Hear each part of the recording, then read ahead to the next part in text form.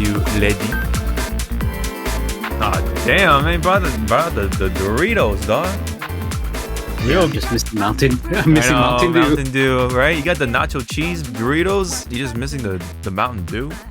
I don't know why that was a combination back in the day. I don't know Or still either. now. Yeah. Oh no, because Call of Duty, because they had the promotion of the codes, and plus I think Jeff Keighley had a hand in that as well. You know, the whole Dorito Pope thing and whatever. But I think it's mainly the gaming stuff.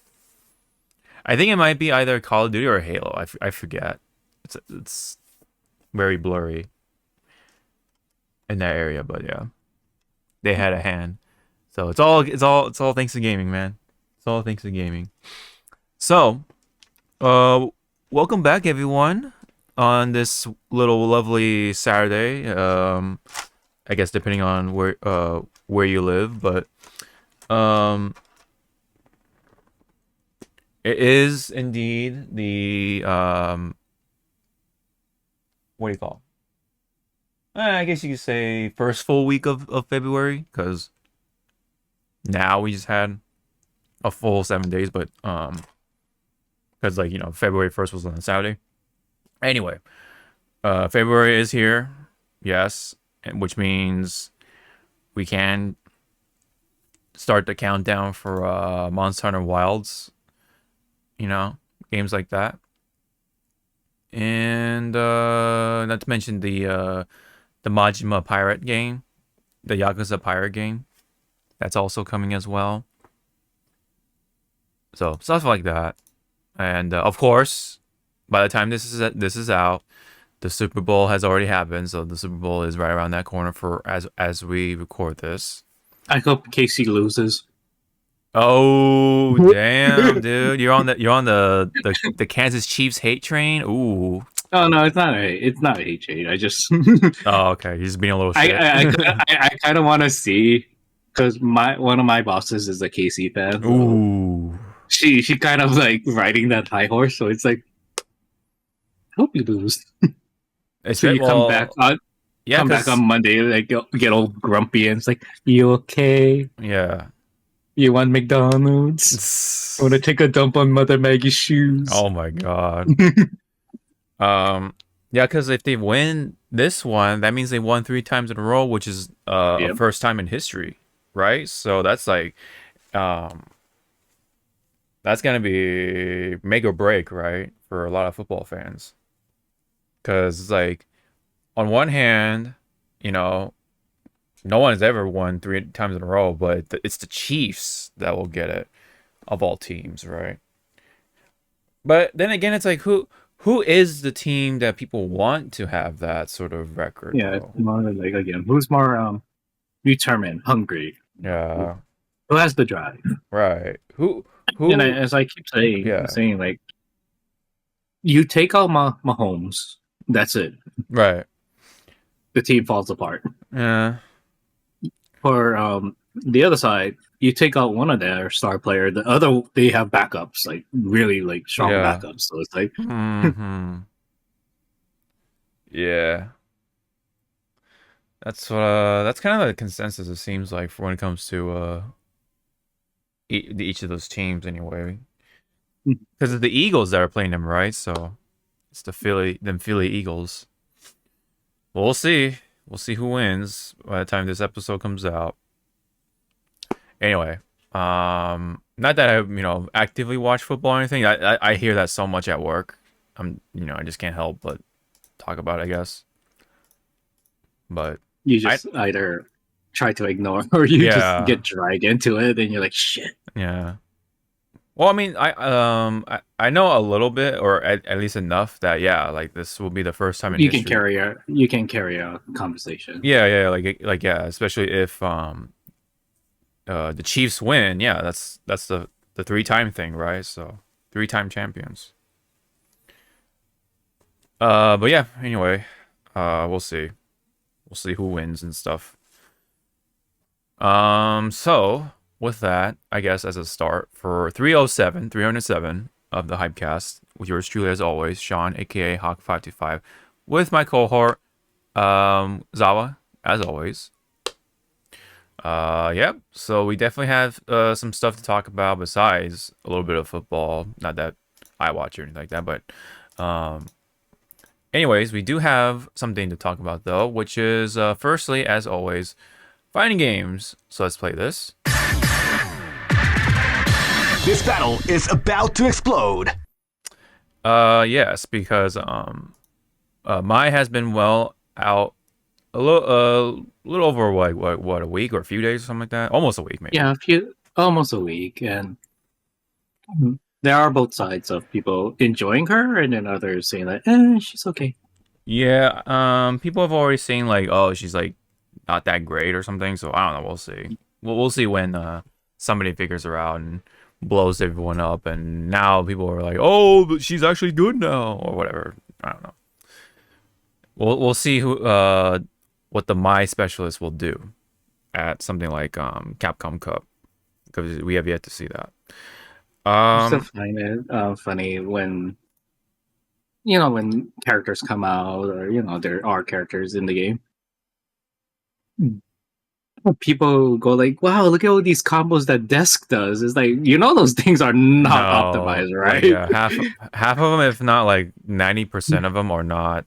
Yeah, practical. It's like those combos you see that Desk is doing is just for flair. Yeah. If you can pull it up online, then holy god. Yeah.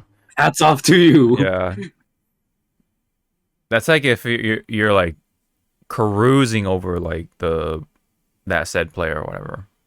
Yeah. That's like, man, that would be a whole level of just playing with your toy at that point. But yeah, pretty much playing with your food at this point. Yeah, it's food. Like, yeah. That's pretty much the phrase. It's like, can you please kill him already? Nah. I'm gonna style on him. Yep. But speaking of playing with, I don't know. I couldn't come up with a segue with that one, but anyway. So there is an update for Multiversus. We did talk about it previously in the light of it being over, because the season 5 will be the final season. But that being said, they did come out with this little video right here from yours truly, Multiversus X account. And just from this clip, from all this little gameplay snippets, people have been saying like, "What the hell? Like, why is the game like all of a sudden faster? Like, why are these characters doing these combos now? Like, this is the final season. Like, what's going on here?" People like Mewtwo King are like, "Why make it fast when it's shutting down? Why not make it fast earlier?" It's like, yeah, like what's like, the deal? Why now? Yeah, it's like, why now the whole like, we're actually making this game a game, or we're actually doing what people wanted to do, and then now there's a bit of a Aquaman right here, because he's one of the newest characters, and then the other new character is Lola Bunny. So as you can kind of see from here, he's doing combos, he's doing stuff. He's got the tentacle, there's Lola Bunny right there. I'm surprised they actually went with the Space Jam one and not the Looney Tunes one. Yeah. Yeah, because that face is very much. Oh wow, she has a down, she has a dare drill like Kirby. That's funny. Like, damn, like, look at that. Yeah. Let me. Yeah. Let me see.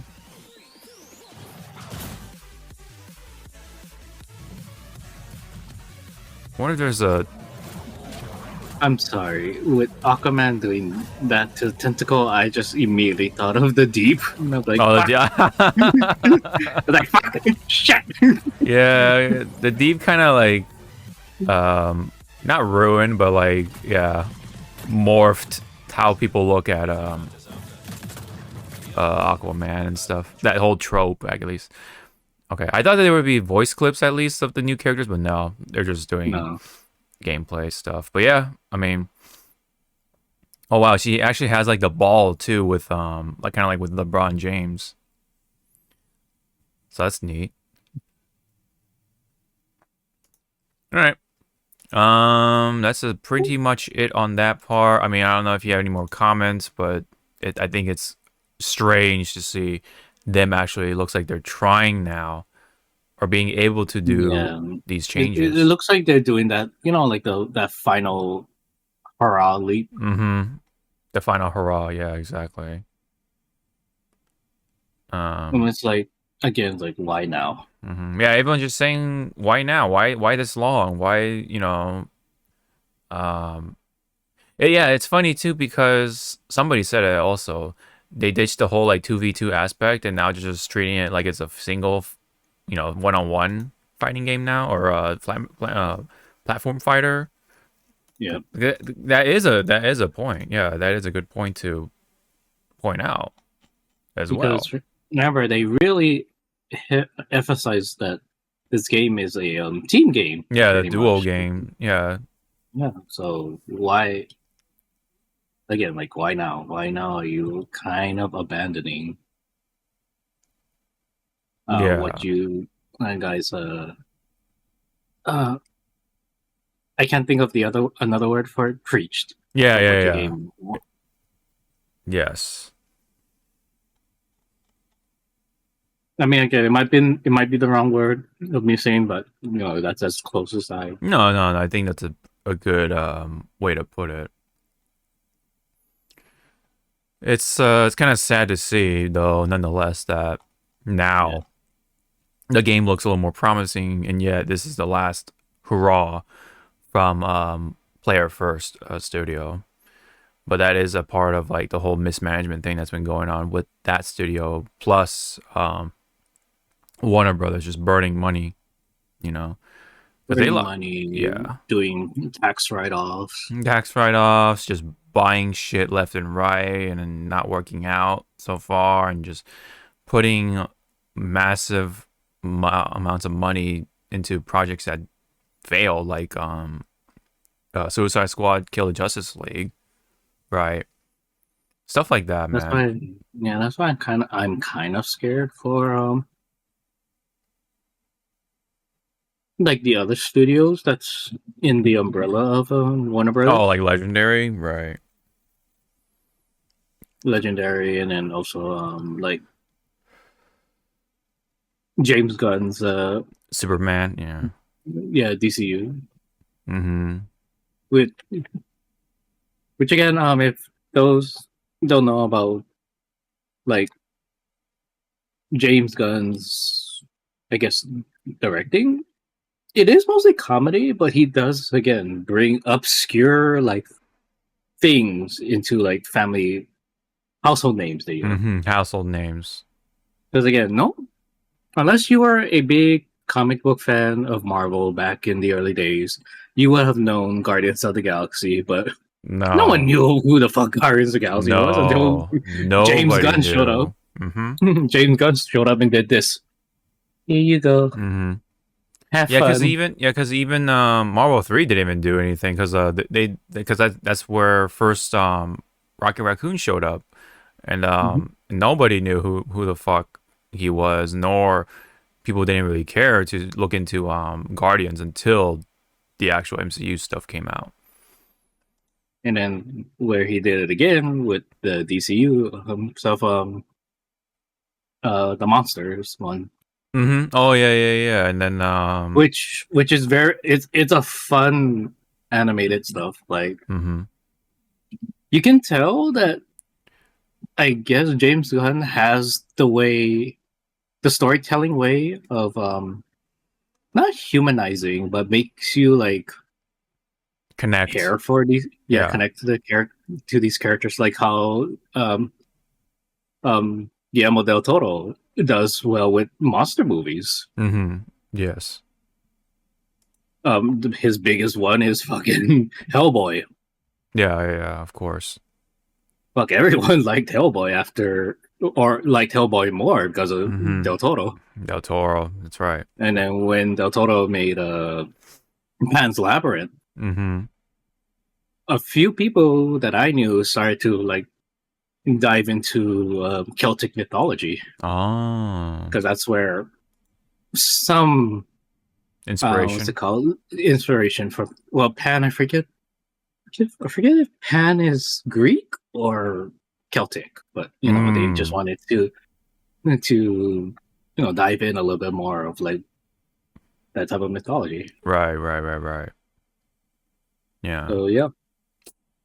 So for me personally, I hope James Gunn's DCU does well. The Superman movie, I'm interested because it's an already established stuff, and he's kind of also working like how like you already know if Superman's here, there's probably like the Justice League of America already made, so we don't need to make another movie. We'll just somehow work it in, and such like that. But back to Multiversus. Yeah, I mean, again, why now? Yeah, I hope the team that was behind this game, find more opportunities in the gaming industry, because there is talent. Yeah. I'm sure the studio itself is okay. It's just the game is what's at hand, shutting down. Though, I mean, at least the offline portion will still be available. It's just the no additional characters after that, though. Absolutely not. Which is sad. No additional. Like, this is the final hurrah. Yeah, exactly. Pretty much, like, it's like what you see is what you get. Yes. Yeah. Which is, kind of sad because it's just, Aquaman and Lola Bunny of all things, right? It's not like Daffy Duck and like, I don't know. Yeah, that's what a lot of people are saying. It's like, why Lola? Why where's Daffy? Daffy should have been there first. No Daffy, no like no Neo, because we have Agent Smith, but no Neo. It's like, what the fuck? Man, yeah, we could have gotten Neo. I would have personally liked either Trinity or Morpheus instead. Right. Yeah, but that is that for now, I guess, unless like by some miracle in a half, Warner Bros. Be like, we're gonna cancel the shutdown. I think we can make this work or whatever somehow, and then we're gonna flip the switch. We're gonna backtrack on what we said or whatever, or and let the game run for a little longer. But literal deathbed update. That's so weird to say, but that's what it seems like.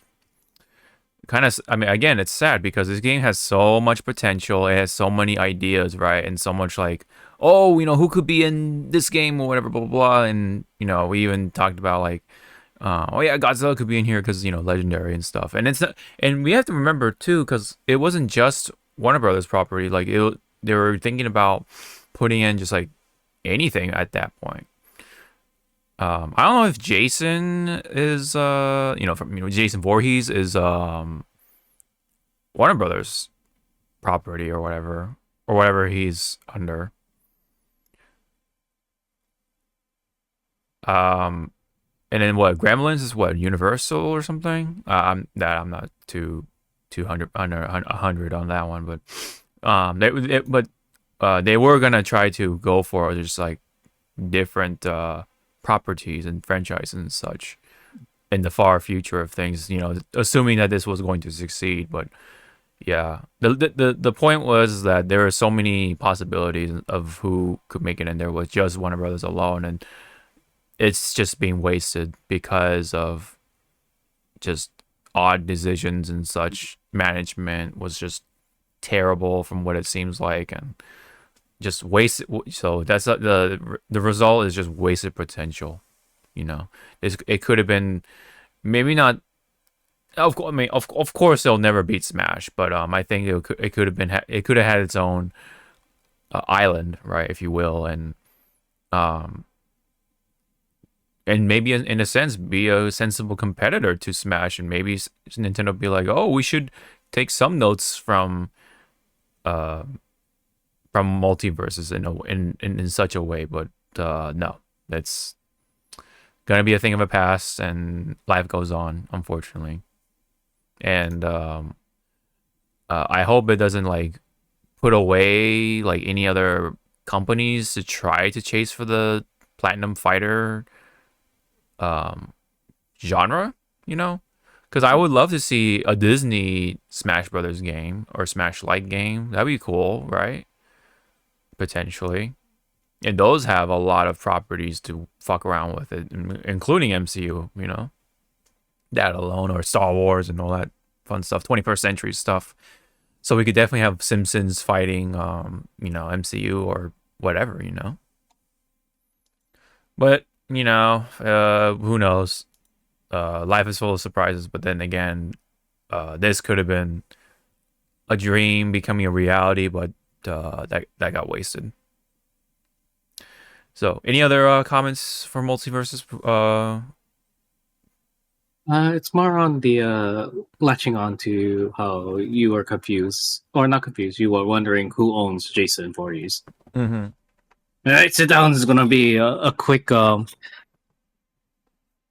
long to read, but short version. Yeah, TLDR.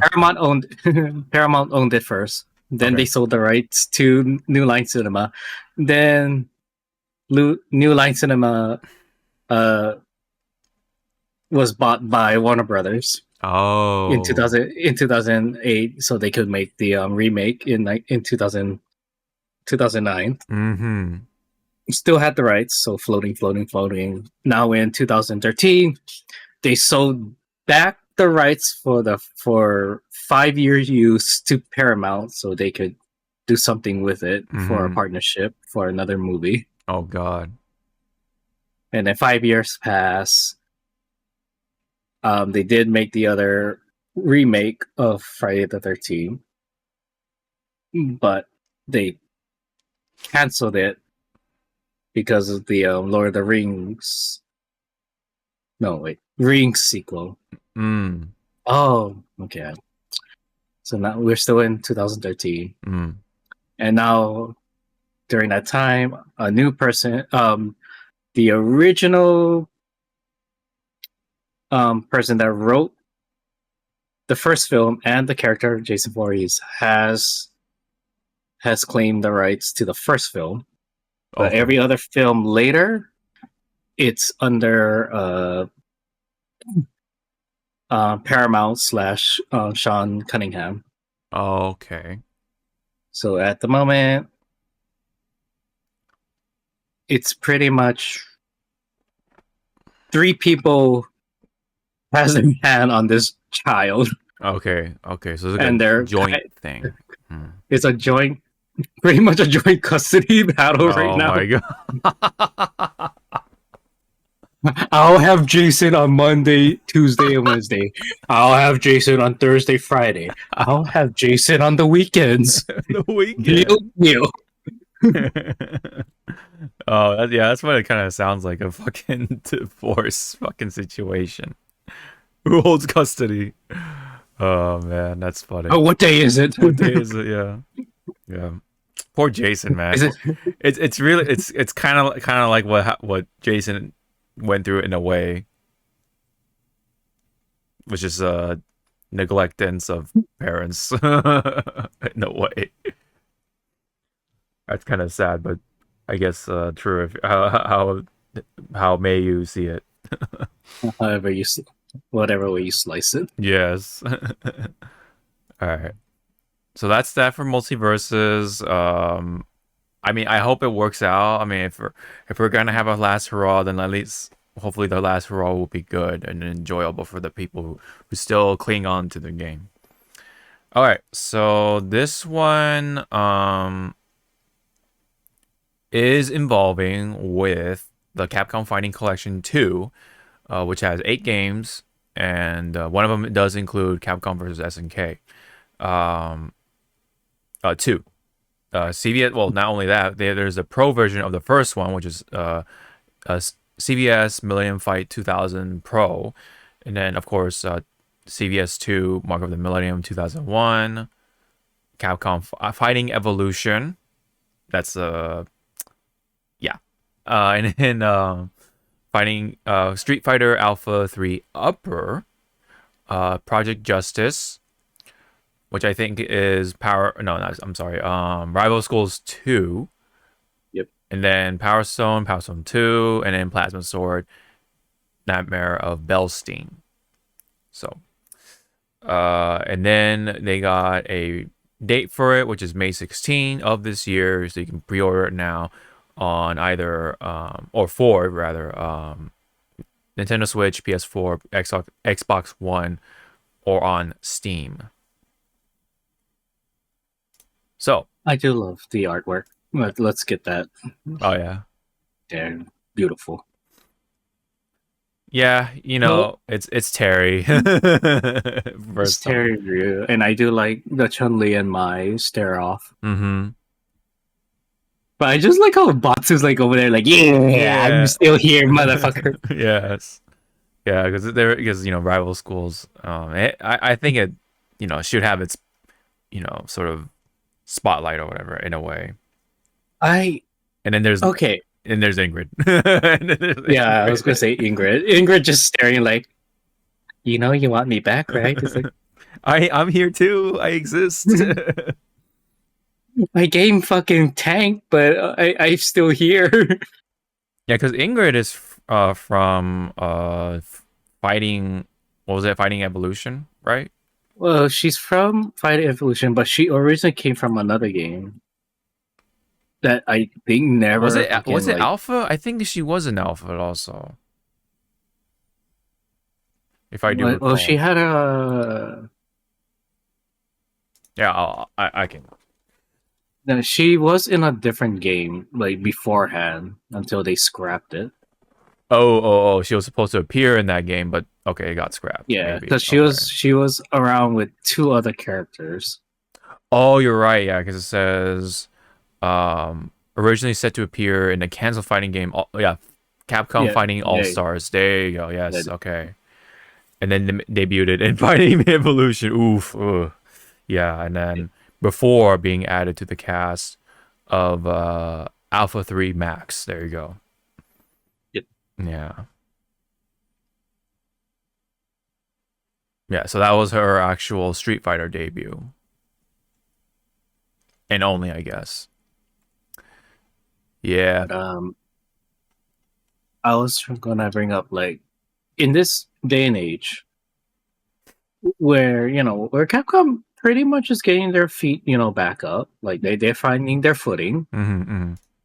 They're bringing back like old dead IPs that people thought will never see the light of day. Okami and fucking Onimusha. Like what the fuck? Like, yeah. Where did that come from? Another recent bomb drop, if you will. Yeah. So, do you think, from I guess the development train that Capcom is going through right now, can either Power Stone or Rival Schools make a comeback? Ooh, that's like I guess to test the waters, which what they're doing is they're making the collection to see how many people are interested, blah blah. But let's just say if they weren't afraid, to just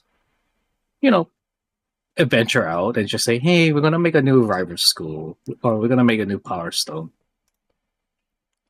Mm-hmm. Will it? And they did the love and care, like how they're doing with these revival IPs. Would the game be fun? And would you, like, if you were able to see it and stuff? We would have to see, right, if the game does look cool or fun or whatever.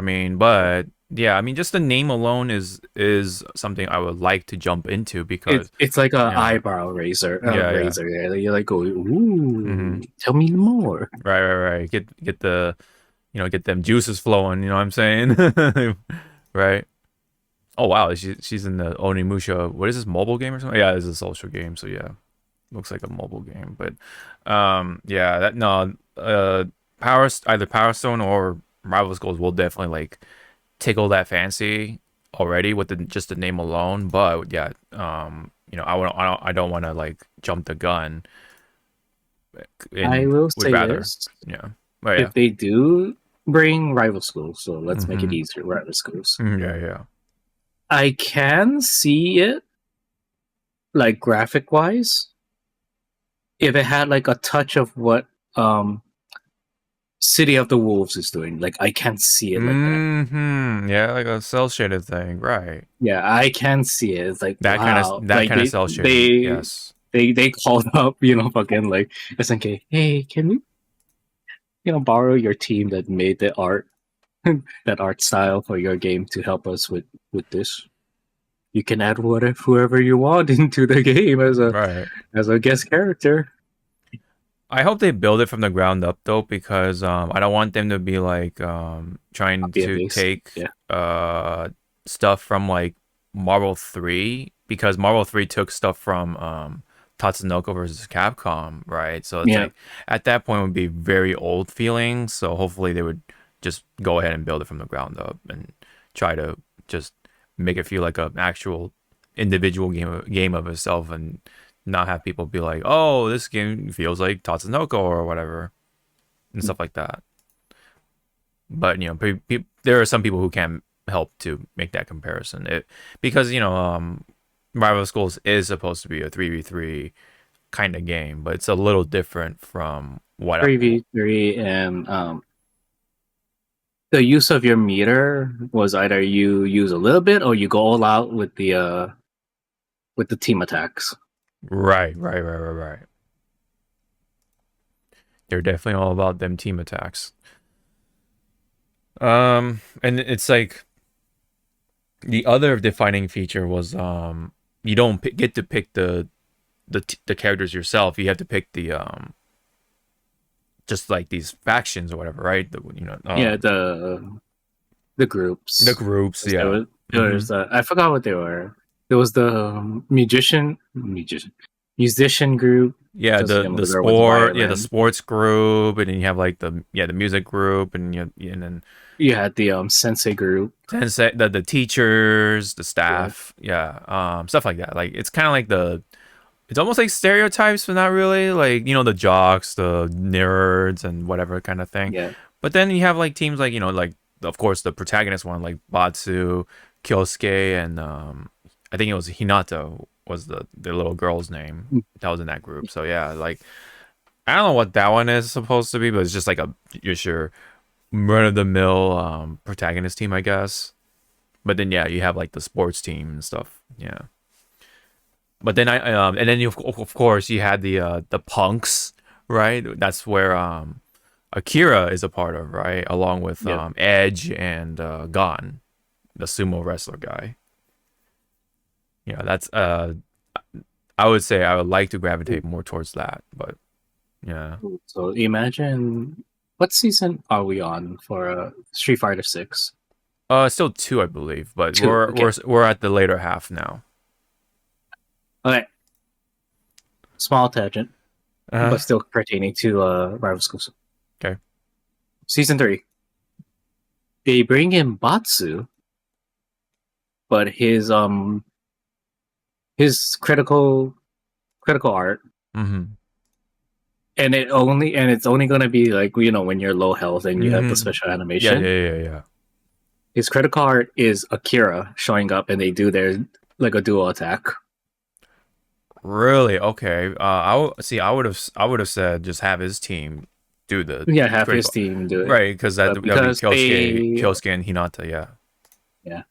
But because they already have the model for some. You're right. For Akira, it'll be easier. It'll be kind of easier, but they might have to cook a little to make that transition from Street Fighter 5 to 6. This is a very drastic change in the artwork, the art style. So it's kind of like, do you choose the one that's already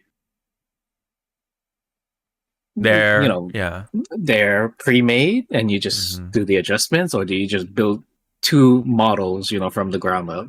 I get what you're saying. I don't know, it's a tough question, because like Akira is popular, but at the same time, from a lore / just story standpoint, it makes so much more sense. It should be his team, right?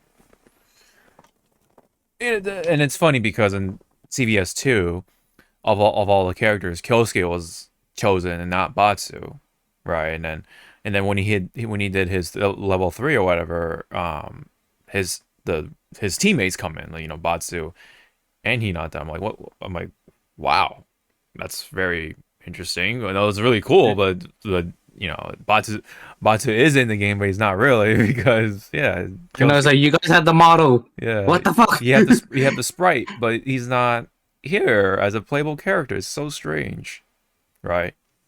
It should have it. Let's be real. It should have been 3 of them being playable because CVS has the 3v3 thing, and it's like you have 3 characters. There you go.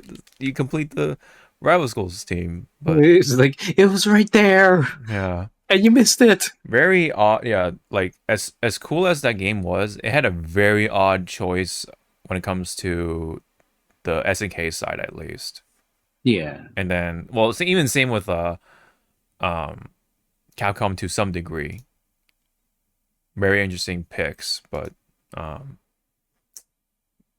guess it is what it is. But anyway, no, it'd be really cool to see Batsu in season 3 because they've already broke the barrier and they've done their whole thing with crossovers now. So get Street Fighter has characters now. They've kind of sort of broke the mold, and there you go, right? So they might as well try to reach into other properties like rival schools as a means to try to see if people are interested to see another rival schools game and such like that. I would definitely like to see that happen. But we have to wait and see with the fighting collection, see how that works, and then we'll go from there, I guess. Yep. So, but if we're gonna go on like the whole because you brought up Onimusha and what was Okami and stuff like that. Yeah, IPs that were we're in the vault, and then somehow someone just got the key, cracked it open, and those are the 2 that just rolled out, and yes, okay, I guess. I think the next one that should happen is Dino Crisis. I think that should be the next Crisis. Yes, and then people were like, "Oh, but it already happened," and because there's a game called Exo Primal, which nobody fucking played after at some point. I'm surprised. See, I'm surprised they didn't announce that game shutting down. So I guess technically it's still going. It's not dead. It's still going, and again, it's like, wow, you guys. It's like we hear nothing of it, but it's still chugging. Yeah, chugging along, unlike Multiversus, or such other games. Yeah. In my not perfect world, but if Capcom really just wanted to again take some risks, if they didn't worry about losing money and stuff, right? I personally would like them to try again and bring it to the West with a new game, Sengoku Basara. Yeah, I think we talked about that previously. But the problem is, for chat that don't know, Sengoku Basara came out kind of late into the hack and slash genre of games, because before Sengoku Basara, guess what franchise hit first? Dynasty Warriors and Samurai Warriors. Yeah, Samurai Warriors, yes. Yes, so sad to say Samurai Warriors got that they got that that foot in. And established this is Nobunaga Oda, this is Oichi, this is stuff. Yeah. And then you bring Sengoku Basara, they have the same name, but Sengoku Basara is more over the top shonen shit. Yeah, that's pretty much it. And then they changed the title too, because it was Devil something, right? The first Sengoku Basara was Devil Warriors. Devil Warriors, that's right.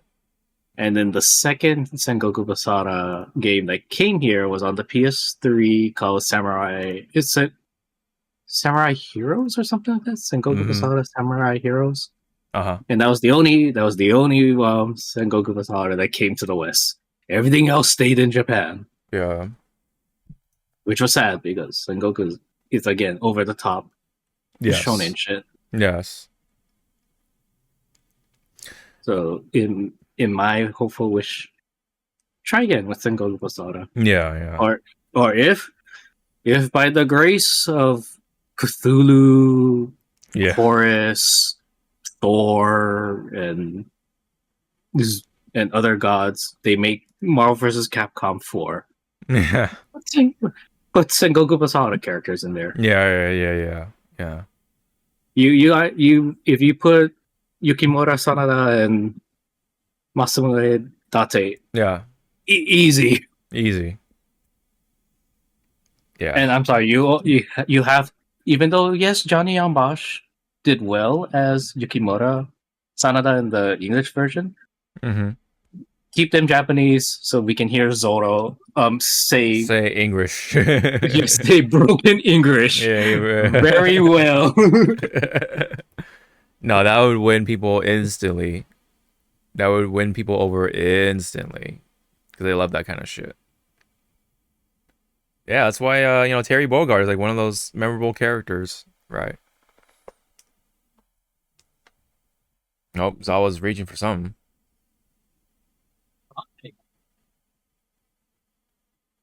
I'm looking into my collection and I'm like, where is it? I know I have the game. I know I have Sengoku Basara, but I guess it's in my other. One. What you call? Storage. This is another game franchise I would love to see happen, but not Capcom, but they somehow bring this back. The Dynasty Warriors Gundam. Gundam stuff, man. Yeah. Which is sad that they couldn't, because I believe it was Turn A and another Gundam franchise that they couldn't bring overseas because of licensing issues. Damn. That sucks.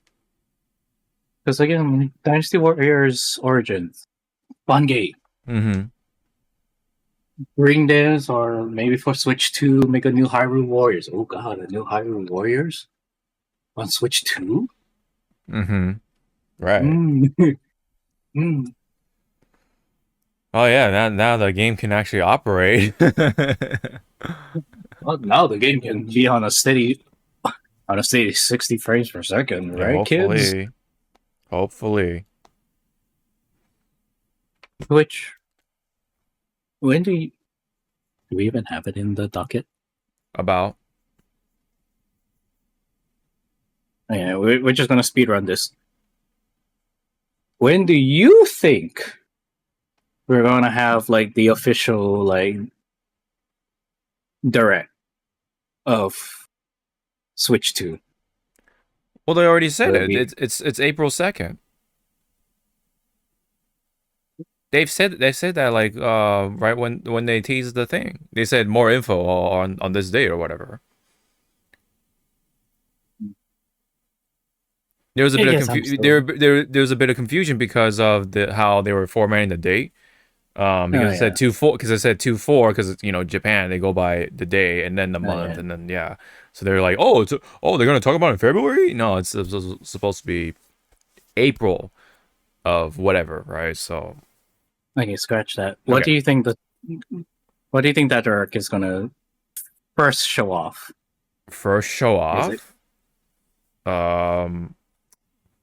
Probably the specs, and then they'll probably go right into the games or whatever. And then they're gonna have to show off the features too, all the gimmicks that Switch 2 will have.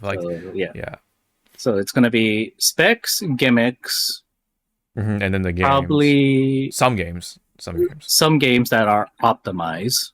Yeah, they're gonna be like, oh yeah, you can buy, or you can play Breath of Wild, whatever, such and such, and they're gonna demo it with the pre-existing games, and then they're gonna tease like a couple of new games or whatever. Yeah, new games, returning games. Mm-hmm. What will sell me? Yes. If they did on that section of like, here's upcoming games for Switch 2, which I'm writing on what Capcom's doing with their IP. Nintendo digs into their IP library. Mm-hmm. They bring out their, I don't want to call it's not really a flagship, but they go like, here's the first game that you haven't seen for like 20 years. Here's Golden Sun. Oh my god! Wow. I'll be like, oh, Capcom, where's my card? Here you go. Damn, Golden Sun. I know. Which again, everyone, he had a chance to make it in a Smash, but he became in Sys Trophy. Oh yeah. You're right. Sorry, Isaac. Yeah. No cigar there. Yeah, I would like to see a brand new Advance Wars becoming a thing for Switch. I know it's not gonna be called Advance Wars, but something, right? Like something along that line. Like it continues the franchise, but it will be like under a different name. Yeah, because the whole point was it's whatever console and then Wars, right? So because the very first one was Famicom, so so it was called Famicom Wars, and then later on the Advance Wars was on the Game Boy Advance. That was a whole sort of gimmick on that, and then it did technically was on. They did one for GameCube, but that one was called Battalion Wars, and then ever since it hasn't been done. So hopefully they do something with that. I don't know if they're gonna call it Switch Wars or anything. That sounds like I don't know. Yeah, it sounds ridiculous, but Nintendo Wars. Oh man. Okay, if they were to call it Nintendo Wars, I would love to see like factions or armies from the Nintendo franchises. So you have like the Donkey Kong army, you have the fucking Mario army, and then with the Mario you have the Mushroom Kingdom army and then the Koopa army. Yeah, like two. Yeah, you have like separate factions within the big umbrella or whatever, and then you have Pokemon's army or whatever militaries, and then led by Lieutenant Surge. Yes. He's like, come on, everyone. Yeah, and then he participated in a war, you know. Oh, dude, a Metroid faction would be really cool. See, with the Metroid faction, it'll probably be 3 because there'll be Samus' stuff, and then the Space Pirates, and then you have the actual like army, I guess. Yeah, the Metroid or the baby army. The babies, yeah. The babies. The brains, or you call them. Yeah, anyway. So that would I mean that's like a whole left field right there of itself, but point being, I hope they do something with that. The Wars franchise, I guess you could say. I mean, they did try with the whole remake thing, Advance Wars remake stuff. Very respectable attempt, but it could have been. There was quite a bit of room for improvement to be had, unfortunately. But whatever. At least it has some sort of spotlight at some point. It's it's nice, I guess you could say. But just looking at those pictures of Ingrid, that's another thing I wish. Well, not that one, but that's another thing I hope. Maybe the Switch 2 would be the one that brings that fucking game. Oh yeah, Project Cross Zone. Project Cross Zone. I've been fucking praying to Nintendo. Like, I know the licensing is a fucking nightmare because you're going with 3 different, companies, but shit. Yeah.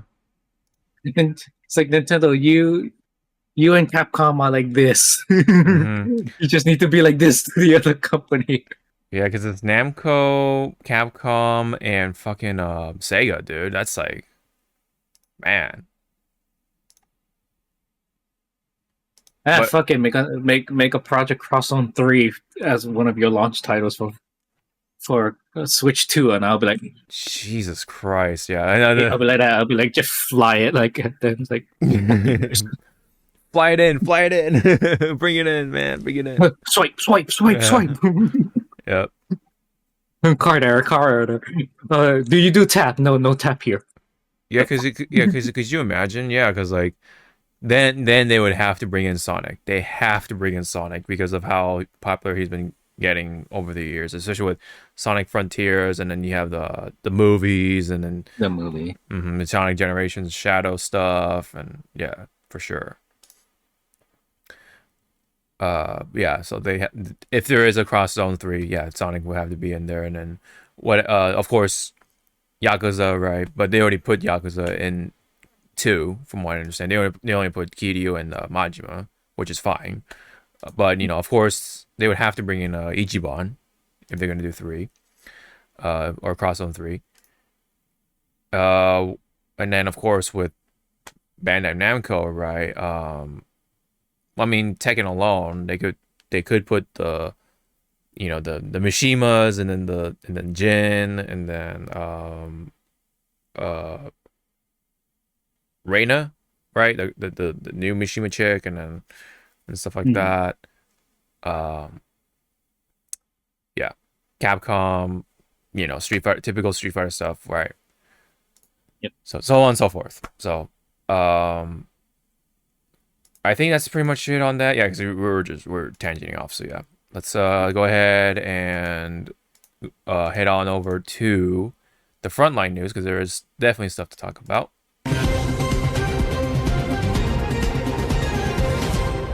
So yes, PlayStation, shame on you, because it's funny, we're coming from Nintendo.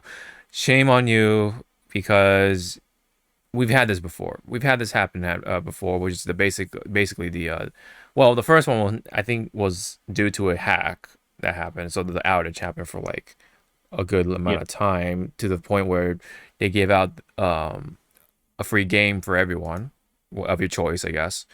That was back during like the PS3 era, man. That was way long back. And then now sort of history is repeating itself again in a way, because yeah, this has happened with the PlayStation server outage. This was out for like almost 20 hours, so pretty much almost a full day's worth. So that's crazy of itself. Yeah, big yikes. And it really showed that games need to be playable offline and stuff like that. Like there's so many like online heavy games today where if something goes wrong, right, like what could you do with that game? That's why having more of these offline games is very important to just to be able to get your money's worth when something goes wrong, right? Like when you put your money into something, you should be able to have access to it anytime you want, online and offline. Like imagine if you buy a car, and then like because the power is out, like electricity, for example. Let's just say electricity. You buy this like electric car, but if for whatever reason operates on the your phone signal, right? Somehow. But if the towers are down, then you can't operate the car, and you can't get to work or whatever. That's like super fucked up, right? If that were to happen. That's obviously a hyperbole and stuff like that, but the point is that you should just be able to have that product available to you anytime, right? Anytime you put your money into something, you own the product. You should be able to use it day in, day out, online or online, offline, whatever. Online, yeah. And that's that, right? Now, if it's like a subscription thing, fine, right? But that of itself, right? If the connection goes wrong or whatever, right? You can't play it. So it's like there's definitely upsides and downsides to both physical and the more digital aspect of things, but we definitely today have seen the downsides of a all digital future. Still format, yeah. For sure. So Which, I think it was more funny. I'm gonna squeeze in this. Did you see that tweet that GameStop posted? Oh yes, yeah. I saw that with the physical thing, right? Yeah, it's like, Yeah, you guys wishing for physical now. I was like, oh my god, you petty bitch. yeah. I Well, they're not know. even petty, but still, I was like, oh my god. Yeah, of all the people or of all the groups to say that, right? GameStop, man. Yeah, so, could you imagine this happening right at the release of Monster Hunter Wilds or like any like imagine like okay, no. Let's make this even like worse just for the sake of it. GTA 6. GTA 6 comes out and then All right, you I can't see it. yeah, I'm GTA picturing. right. GTA 6 comes out, right? But a lot of the features are locked to online.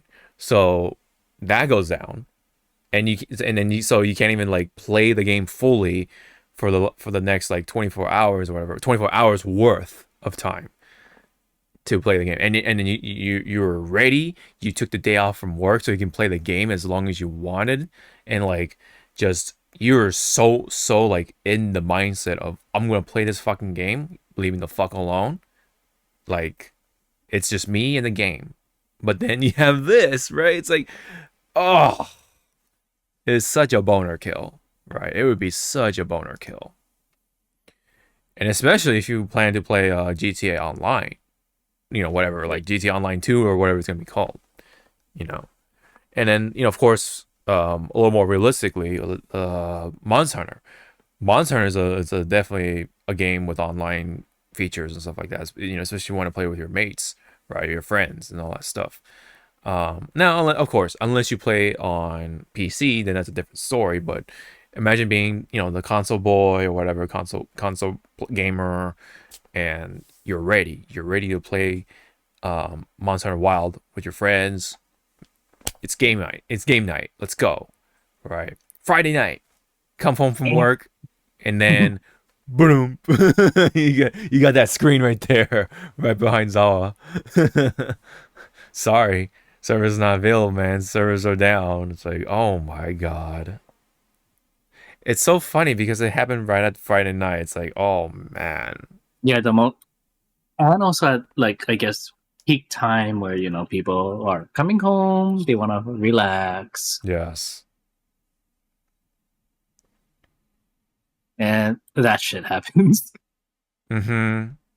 Yeah. Yeah. Well, it's just it really goes to show that you just can't have an all digital platform. You gotta Platform. you gotta have the offline, you gotta have online both as well, like and then or have at least have the core features available for offline as well. I mean, if you can't play with your friends, that's that, right? At least you can still play the game on your own and fight monsters or whatever you want to do, right? Whatever with whatever game. Like imagine too, like in GTA 6, if it's super online heavy, like if you can't do the whole like sandbox stuff, like just like go around and punch people and steal cars and stuff like that offline, it's like, damn, dude, that would. What is this? Mm-hmm. What is this game even for then? Yeah, right. Especially when this stuff happens. I mean, you gotta remember, like, Sony kind of was like, not a bully, but what was it? Remember back in the day for what was it? Xbox One and stuff. Yeah. Okay, I know where you're starting. The tire, not the tirade, but Microsoft kind of fumbled the ball of saying like you always have to be online to play your games and shit. Mm-hmm. And Sony, Sony being Sony, kind of gave wise cracks and stuff. So I kind of want to say this is kind of deserved. Late karma, but deserved. Mm-hmm. So it's like now it's Sony's turn, and now look, you have pissed off customers. Um, I don't have Dynasty Warriors Origins because for some reason you had to be online for the system to verify the licensing. That you did buy the game, you know legally and all that. Yes. To which again, as I told Hawk before recording, I thought I had my offline stuff enabled. Apparently Yeah. not on my PS5. On the PS4 it was. Oh. And on my boyfriend's PS5. Mm-hmm. My account was enabled on that one, but not on this system. So I was more pissed off at myself going like, well then. Yeah. Like, I am so sorry. Yeah, I like this comment right here from Pixel Spawn. The lack of communication from Sony about the outage is straight up disrespectful to its customers. Remember when Sony tried to enforce PSN requirements onto PC gamers and they said no? Fuck that. And fanboys couldn't fathom why we didn't want it? Good times. The console community needs to start pushing back, demanding better. It's crazy how much Sony gets away with towards its own player base.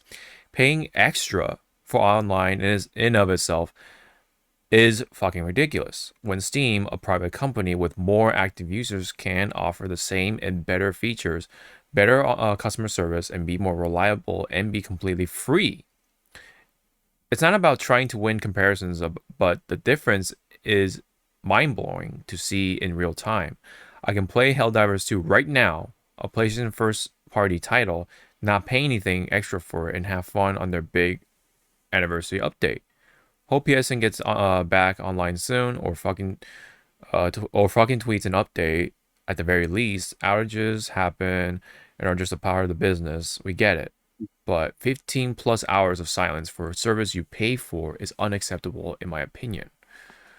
So that is a very well put together comment. I think it just sums up everything about what Sony is and stuff like that.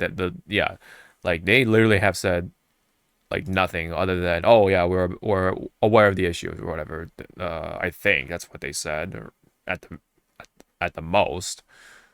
Like, it's just imagine like you have Spectrum, right? I do. So imagine, well, I don't know if Spectrum gives you email updates when they get an outage. I believe they do. Yes. Yeah, because I receive them like time to time. Like, Yeah. we are experiencing an outage. Blah blah. That's from Spectrum. Mm-hmm. So now imagine Spectrum did what Sony did. You and I had no internet for like maybe a full day, Mm-hmm. and they said nothing.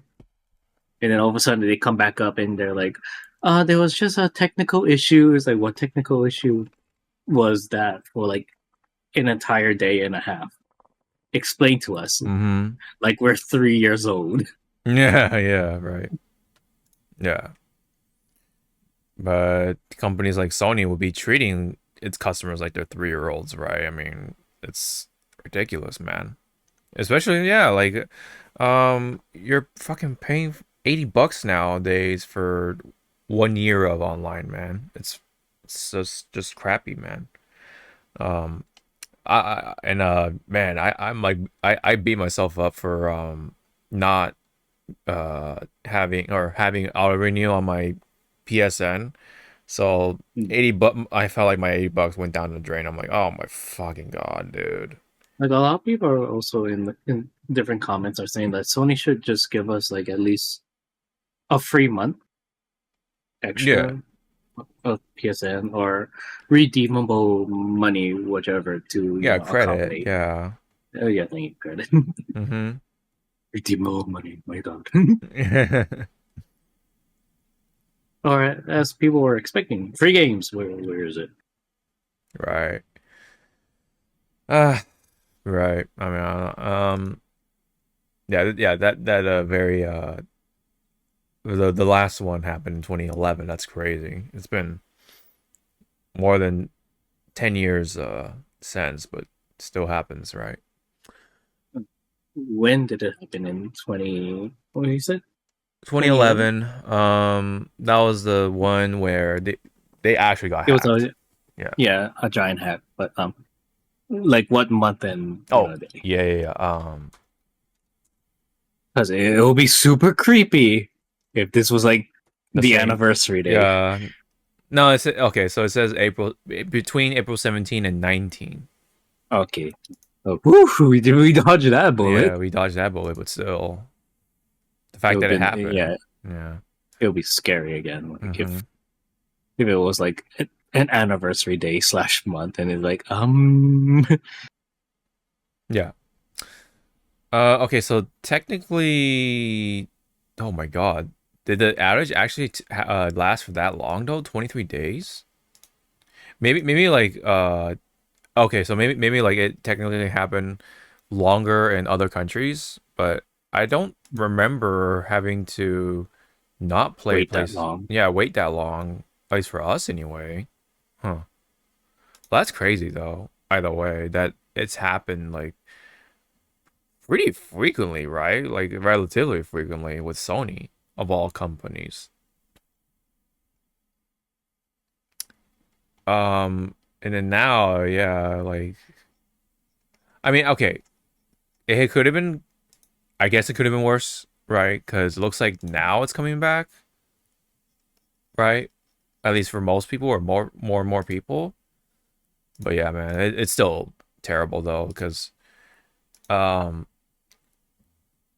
the whole like the whole digital, the whole all digital thing is just not a good look right now. Yes. Yeah. Especially like like if so many features are locked off because of online, it's a hard issue, or really big issue. It's disheartening and shit. Like okay, if I really wanted to hurt myself and play one of my solo games, I would have played one of the was it a launch game? I think it was a launch game for PS5. Because I still have it physically and stuff. I would have fucking played Godfall. Who remembers that? Oh my god. Oh my god. Steven's near me. Holy shit, where is that disc? My god. Buried because it's the game.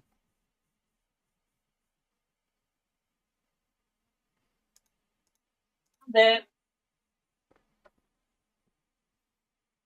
love you. Yeah. Yeah, that's another thing too. I just reminded back in the archive. I just reminded myself. I hope the fucking personal information isn't compromised. You know. Oh yeah. Well, that's why like I learned from the first, before 2011 when some places, some sites and services did offer it. I always do the two factor, two-factor. Yeah, one? the two. Yeah, the two authentication factor. Mm-hmm. So it's either I get a text message, to sign in again, or yeah. I think I forget which service I had it on accident as they call to say like, are you trying to attempt to log into this? Say press 1 for yes, or 2 for no, or say yes or no. And I forgot to turn off my phone, or I put it on silent. I was in college. Phone goes off. Oh god. Remember, I'm a fucking weeb, so I forget which weeb song it was playing. I picked up my phone. The class was staring at me. I'm like, sorry, hold on. And they were saying like, are you attempting to log in Jacksonville, Florida? And I'm like, Yeah. It was like, and I'm like, yes. Hangs up. Text boyfriend. Were you trying to log into this? Yes. Yay. Just let you know you got me in trouble. Sorry, what was your ringtone at the time, or what sound you were it was playing? I don't remember. It was either a fucking Naruto opening song or it wasn't One Piece. So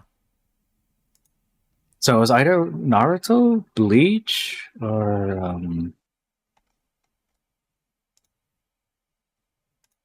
or it might have been the Hare Hare Yukai.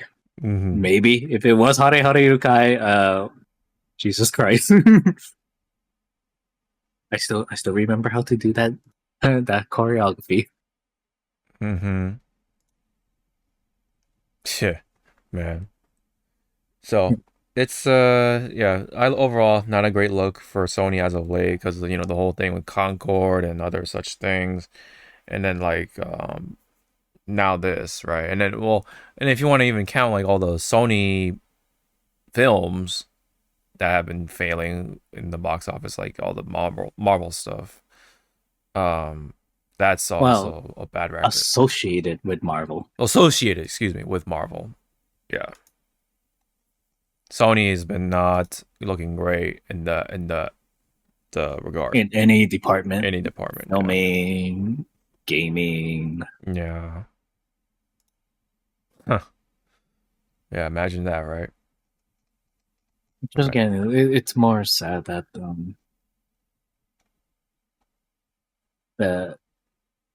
Sony, can be that great company that we all know and love, but it's just like Nintendo. There's dinosaurs still fucking in control of those companies.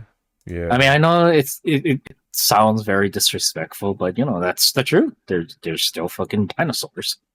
Yeah. Or just people that just don't really care and all only care about money and all that stuff. Money, or they just again really stubborn as fuck. Yeah. Just take shortcuts, don't even care about long-term consequences and until it hits them, that type of stuff. And they go, what happened? What happened? Right? It's not. What did you do? It's like, what do you mean? What did I do? Right. Yeah. Okay, well, at the moment, it's not trending, but it was trending at one point. I remember seeing a message from Genshin. It was like, oh, the PlayStation servers are down or whatever. Yeah. Because I know I can't find the English one, but the Japanese account for Monster Hunter Wild posted up saying like there has been a like due to technical difficulties for the PSN, just giving like an update to people that wants to play the beta right now that's happening with Wild. It's like, yeah, sorry, PSN players, the seems that your servers are down right now. Yeah. So I know Marvel Rivals, like a not the official, but like one of those Marvel Rival news accounts on X or Twitter. Yeah, I was posting like Sony is down, blah blah. Yeah. So at least like the community for the PSN it was vocal about it. Oh, for sure, because they're paying money for it, man. Of course, people are going to be speaking up on it, I think Fortnite was also like saying something like due to due to technical difficulties of unknown difficulties, we do not know when our PSN brethren will come back. Yeah. Dude, this is like This is fucked up. It sounds like because okay, so somebody tried to use their disk drive that I guess they. Oh no, I said okay. So what? Okay, so you cannot pair a drive disk to a PlayStation 5 if PSN is down. Given my collection is physical, my PS5 Pro is. Oh, it's a PS5 Pro. Oh, okay, that makes sense. Yeah, see, so that's the thing too. I'm so sorry for those that thought that the PS5 Pro was gonna be the next a good upgrade. It's like no, I'm gonna stick with base. Mm-hmm. Because I'm sorry, I'm not paying what 150. It's something for disk drive, right? Yeah, for the fucking disk drive. It's crazy, dude. Yeah, and then especially I gotta use it to buy food. Right. Another component for my rig. A body pillow for Greymon. I mean, yes, there are artists that I'm willing to give that much money. Hire Queenie. I understand. Hey man, I get it. I get it. The point is that there are plenty of other purchases to be had over the disk drive. Smart purchases. Yes. Yes. That will looks at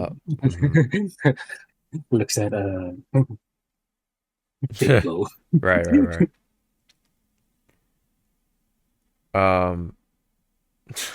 Anyway. But yeah, well, to again sum it up, this was handled shittily. I'm not gonna say bad. It was just handled like shit by Sony. Oh, for sure. Zero communications. Pretty much when they came back online, no fucking remorse, to its audience or to its consumers. Just like, oh, well, it was down, but it's back now. Because it's kind of like also feeling like they're trying to like blame us. Like, well, it was your fault that the servers went down. It's like we didn't do shit. It's not like we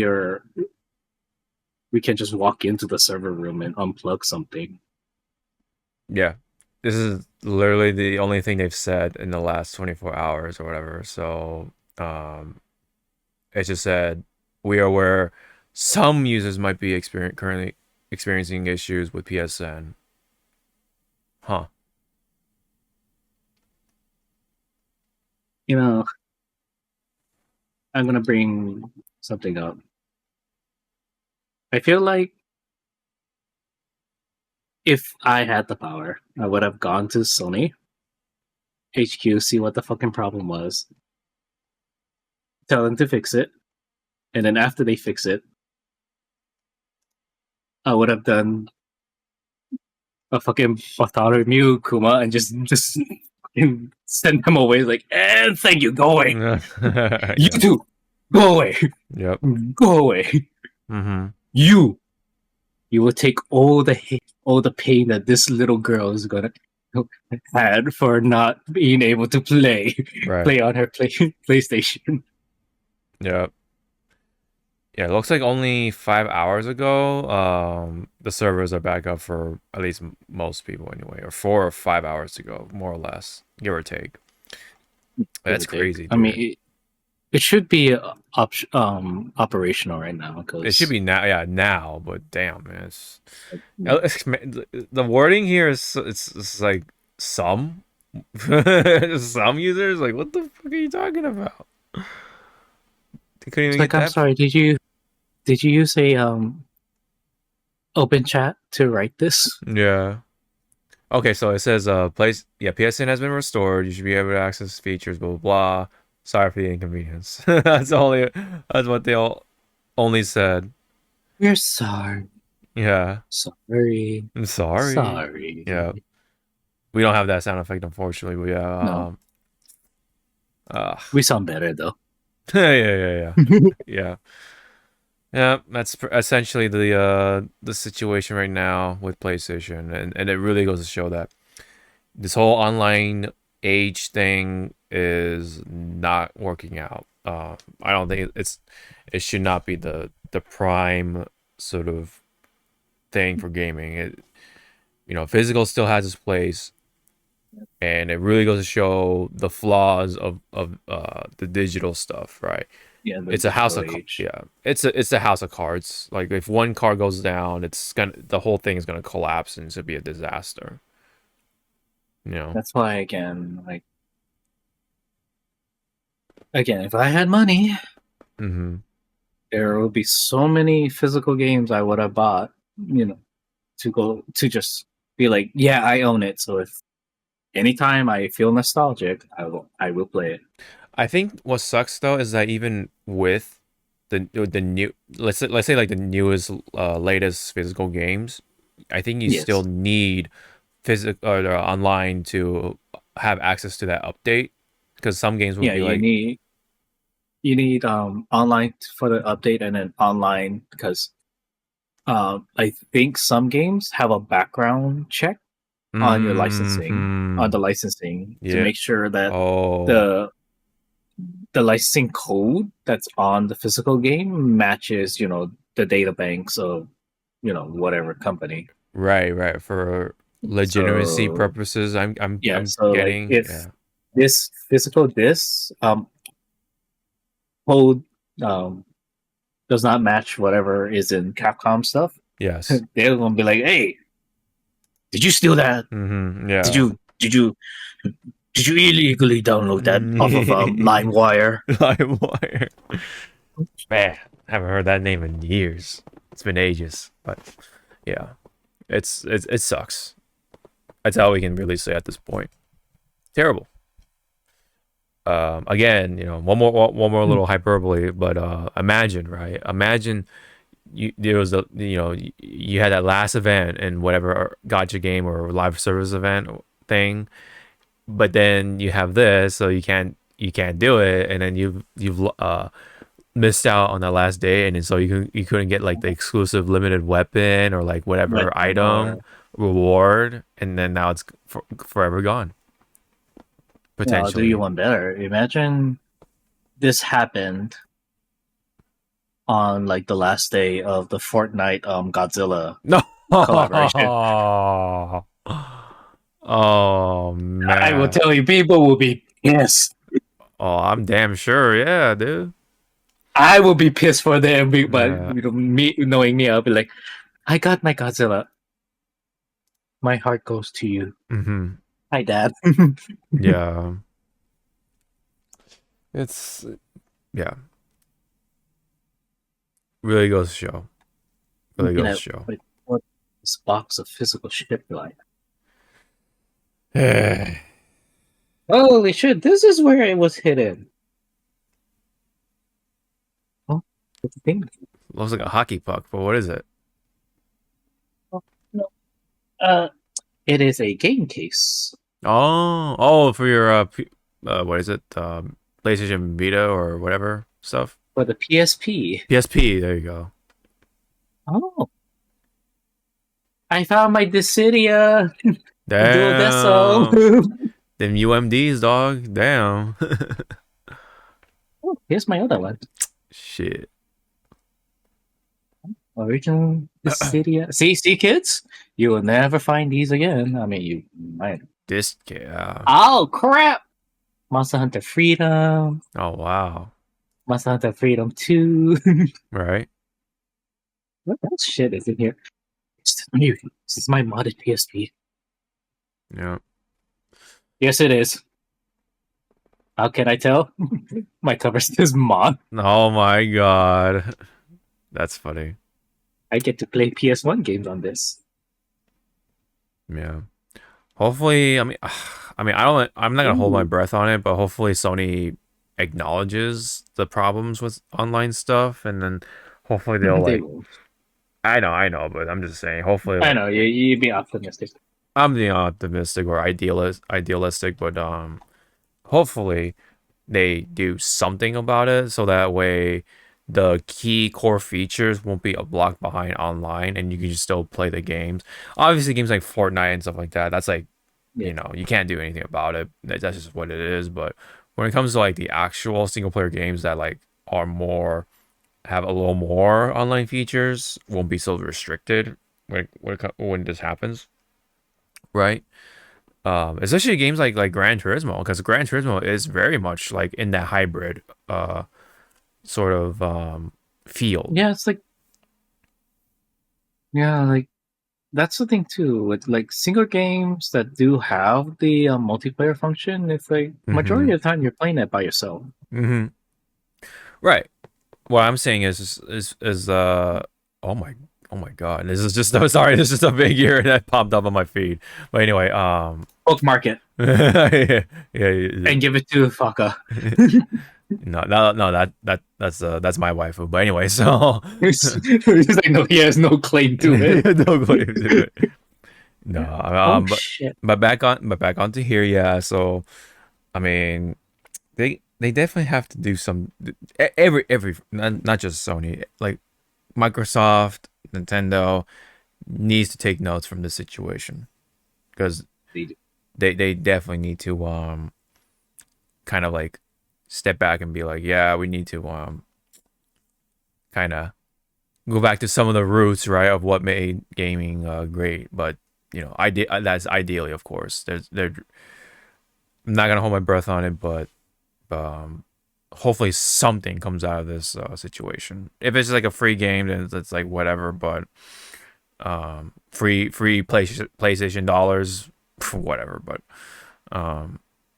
hopefully a little more than that will be what comes out of it as a result.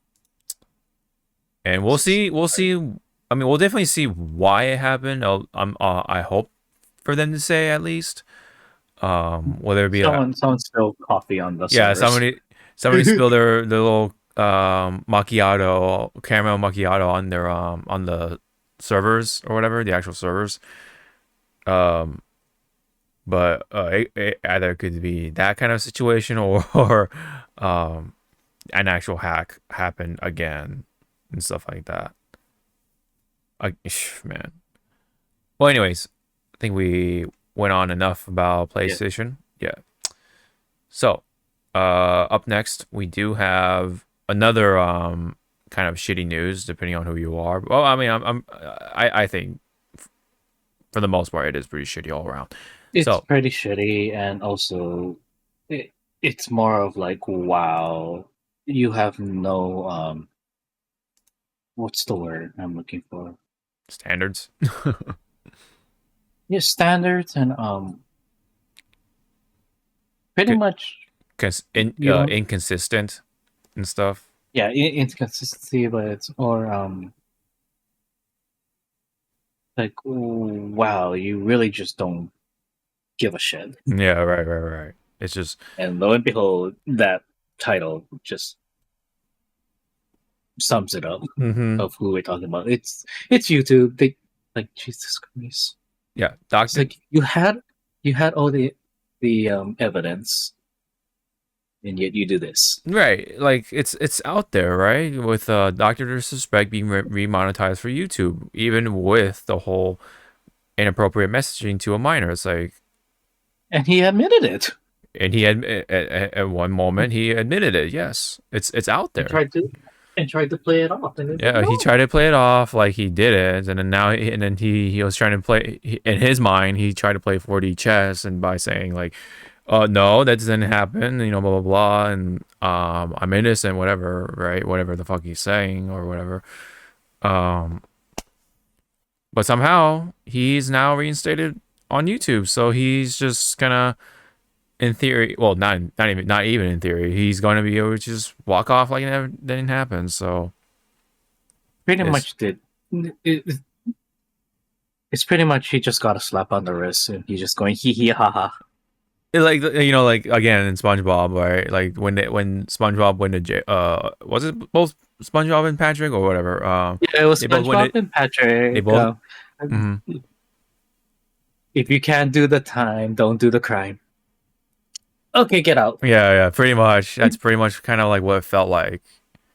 And especially like, YouTube is also kind of like they're doing the whole inconsistency thing with along with Twitch, and because Twitch likes to ban people this long, but when it comes to like people who make money, it's like, oh, you're only banned for less than a week or whatever for whatever fucking reason, and then they come back with even more subscribers somehow. It's like that's so fucked up how that works, right? And then when you have like the more honest YouTubers get fucking banned for whatever reason, or get demonetized, like Corey Kenshin, or it's like again like I'm gonna put YouTube and Twitch in the same like pot.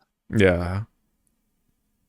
The ones they know that makes money, slap on the wrist. But for like a regular streamer, like you're like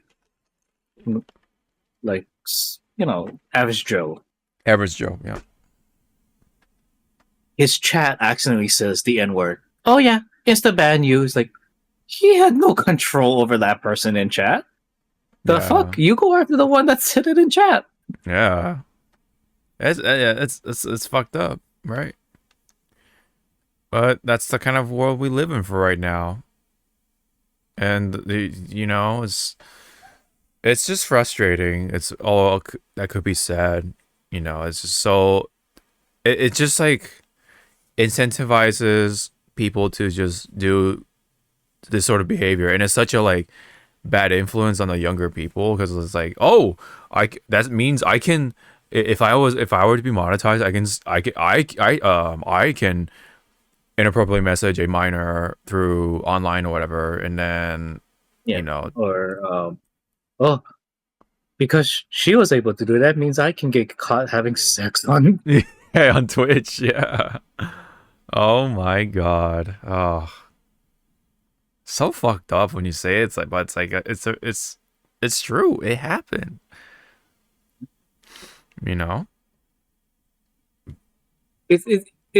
was pretty much like that wasn't on my bingo card for this year. Like, yeah. Right. But here we are with Dr. Disrespect back on the road again.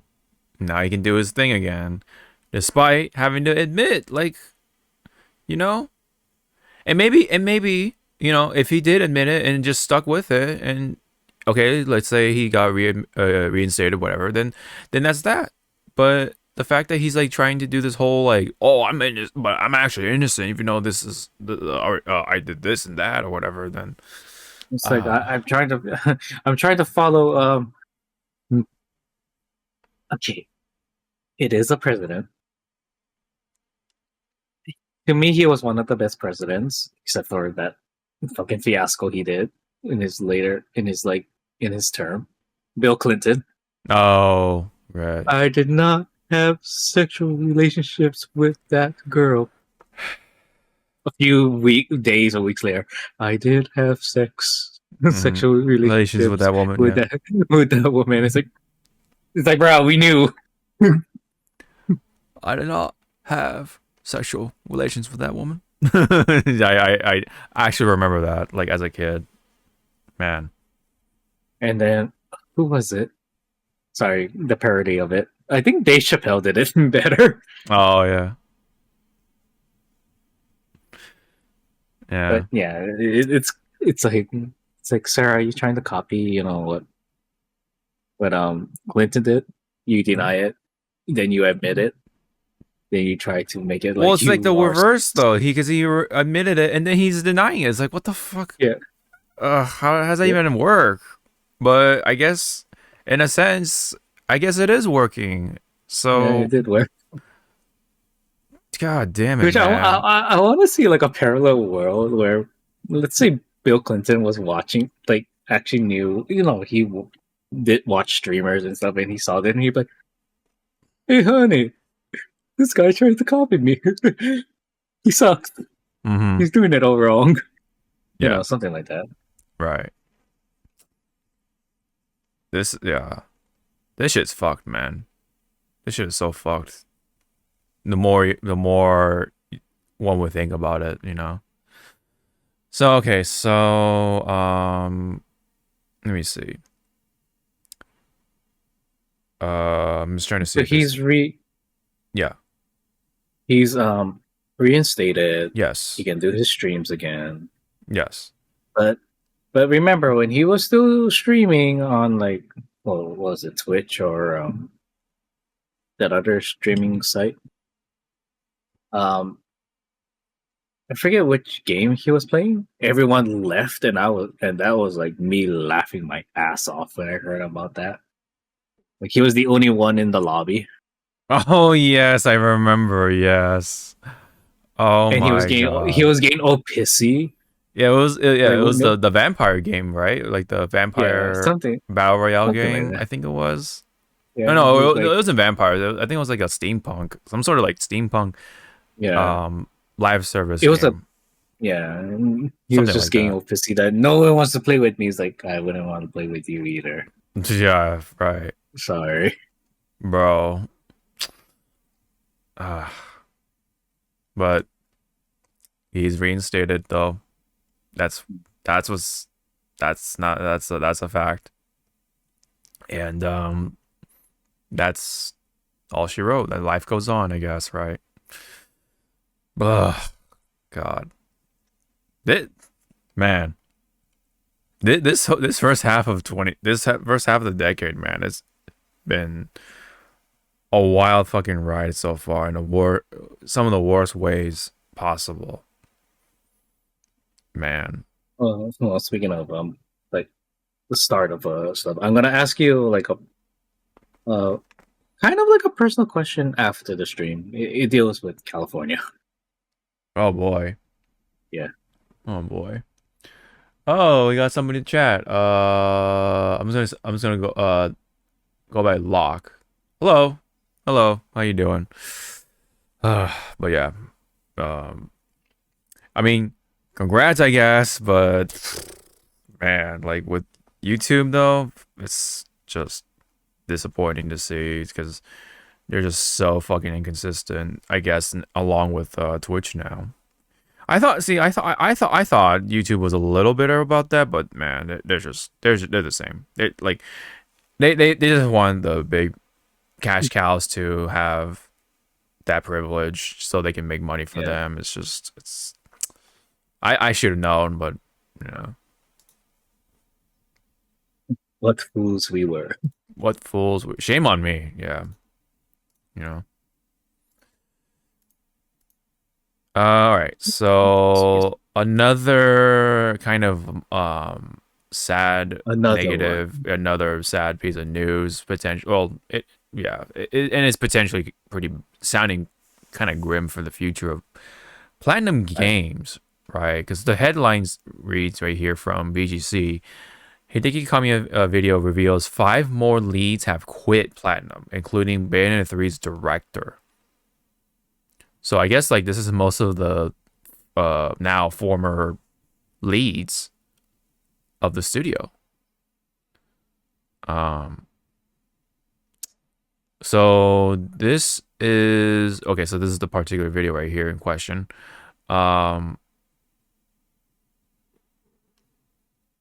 Let me just try to see here.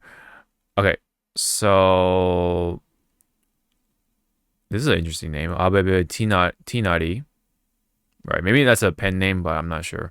Yeah, that sounds like a pen name. Yeah, that the director for Bayonetta Origins, director for Bayonetta 3, Yusuke Miyata, Astral Chain director Takahisa Taura, and then Metal Gear Rising director Kenji Saito, Anarchy Reigns, and Resident Evil character designer Masaki Yamanaka have all left and departed the studio.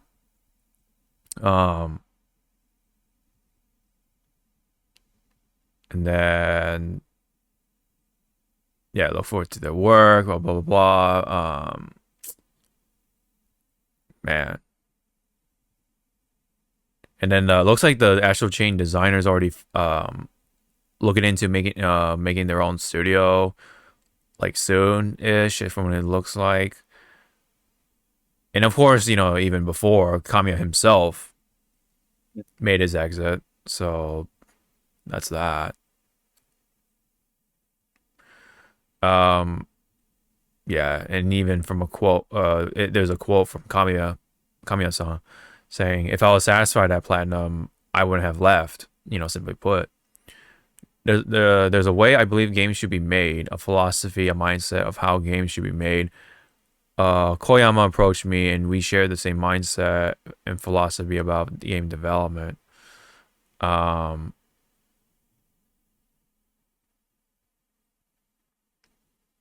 Also, it says most of Clover's staff so far followed him from Platinum, including co-founder and Project GG's designer, Kento Koyama.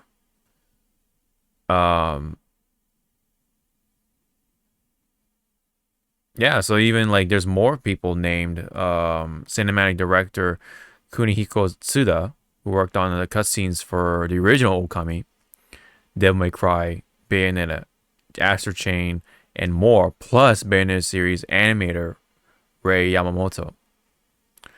So man, dude, like that studio is just sounds like a fucking hollow shell of itself, man.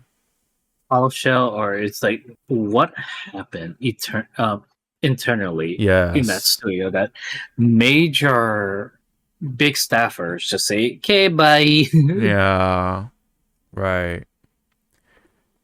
I think it's just like the shifting tides, like they're trying to make these like live service games because the other games just didn't sell well enough or something. They're too niche or something, or I don't know what it is, but they made some of the greatest, some of the coolest games of all time, including Metal Gear Rising, right? But it's just I don't know. They just never were able to like just blow up like one would expect, Yep. Of course, they also made Bayonetta, right? Another really cool game, and of course, made by people who are involved with Devil May Cry and such like that. So, and now they have left Platinum Games. It's very, very concerning, and who knows what's going to happen with Bayonetta at this point? Like, is that it for Bayonetta? Like, is that how it's going to end with Bayonetta 3 with whatever that shit happened? Like, man, a little disappointing, at least, to say the least, man. A little disappointing, and it's also like, what does that say for like whatchamacall? For Nintendo, because remember, Nintendo championed Bayonetta. Yes. Yeah, it's rough, and then there's the whole thing with Square Enix going to them and be like, hey, go, we want some live service games or whatever, and then make this game for us. Shit, it sucks. Well, it's not our fault, it was your fault. Right. What? Babylon, yeah, what was it, the Babylon's Fall, and yeah, that's also another disaster. Let's see. So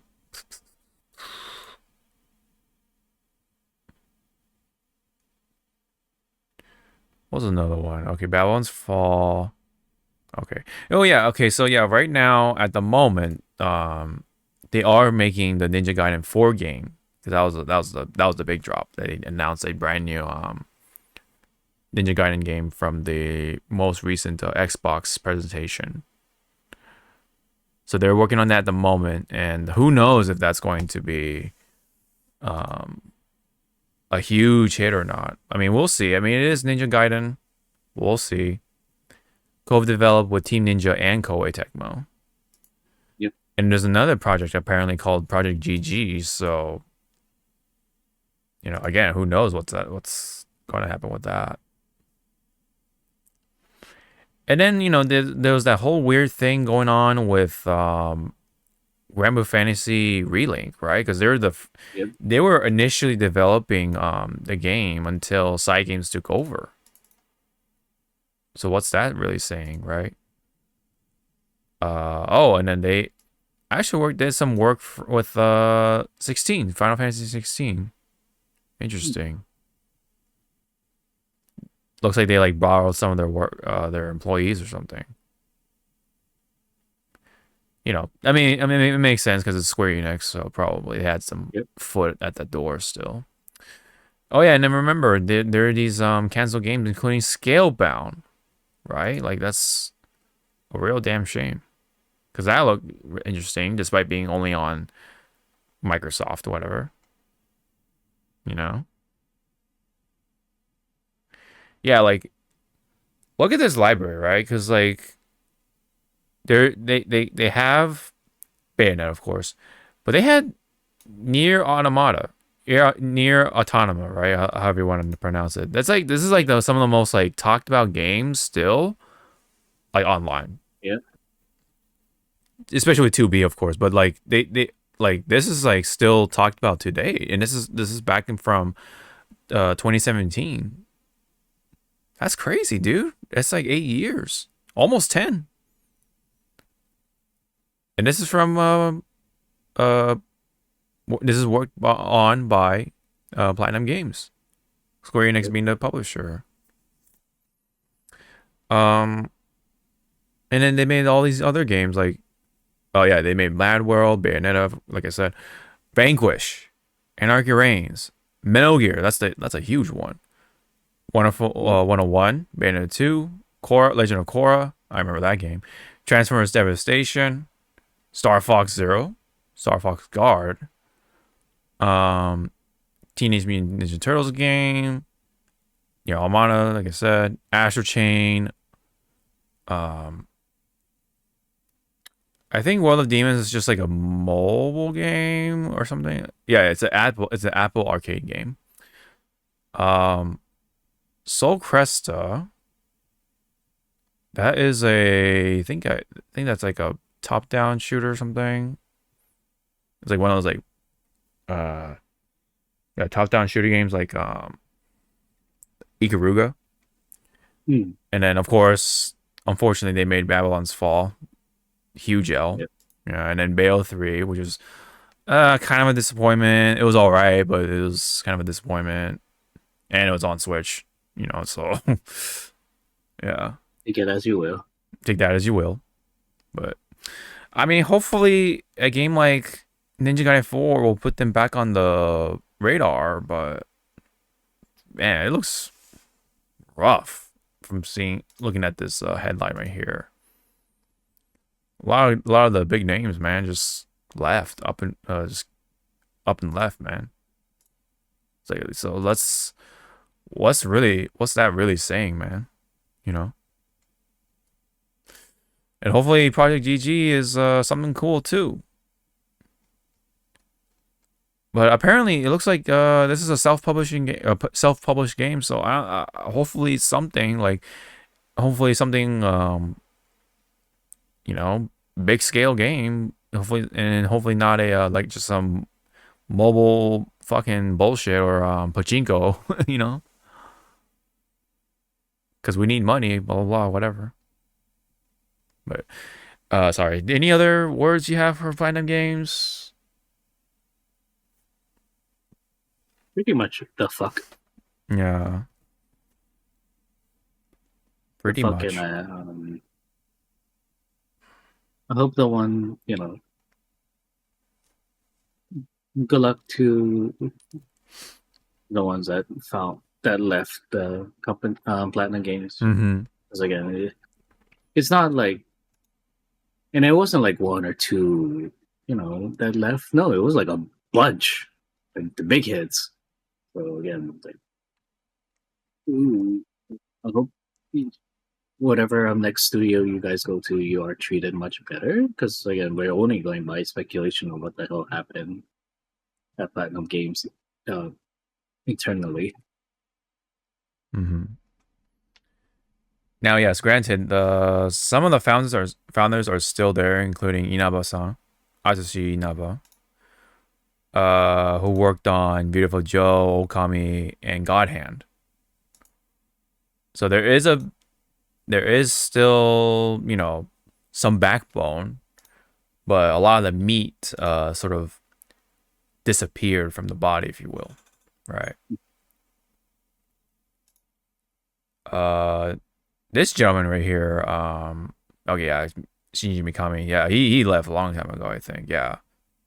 06 to 010. Okay, or 2010. Damn. 2010. And then now recently he made Kamui Studio. Because he left Tango Gameworks a couple years ago now. Tatsuya Minami, there's nothing much on him, but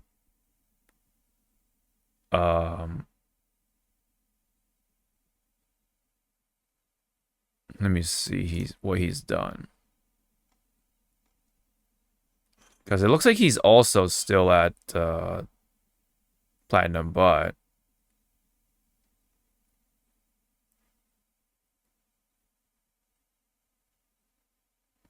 yeah, it looks like he's just been like a producer for a lot of the games, such as Resident Evil for Sega Saturn, Mega Man stuff, a lot of Mega Man stuff.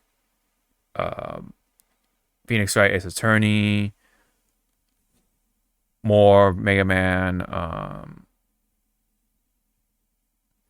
Mad World, Chief Executive Officer, Bayonetta, yeah. So basically, yeah, he just oversees the projects and such like that, and handles the money. It seems like what it sounds like. But yeah, so basically, Inaba is still there, and that's like the backbone, and then I guess you could say Minami is kind of like some part of the brains, if not a good chunk of the brains, because money. But anyway. Hopefully Ninja Gaiden 4 is a hit and Project GG is something cool. That's all we can say. But it's disheartening to see a lot of what made Platinum Games just left. And then more of them left as of recent. Okay. So let's go on and talk about this, another sort of bombshell. Came out of nowhere. It came out of nowhere, yes. So this is from Roko. I believe he is one of the people who is involved with the repurchasing of Rooster Teeth. Remember we talked about Rooster Teeth getting essentially the axe because they're under the ownership of Warner Brothers, right?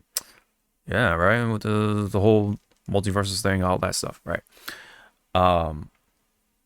Yeah, previously we talked about them essentially just disappearing, shutting down, all that stuff. However, Bernie Burns and Roko have somehow were able to repurchase the company, or the company from Warner Brothers, and now they have full control. Well, with Bernie Burns having control again. And it says right here,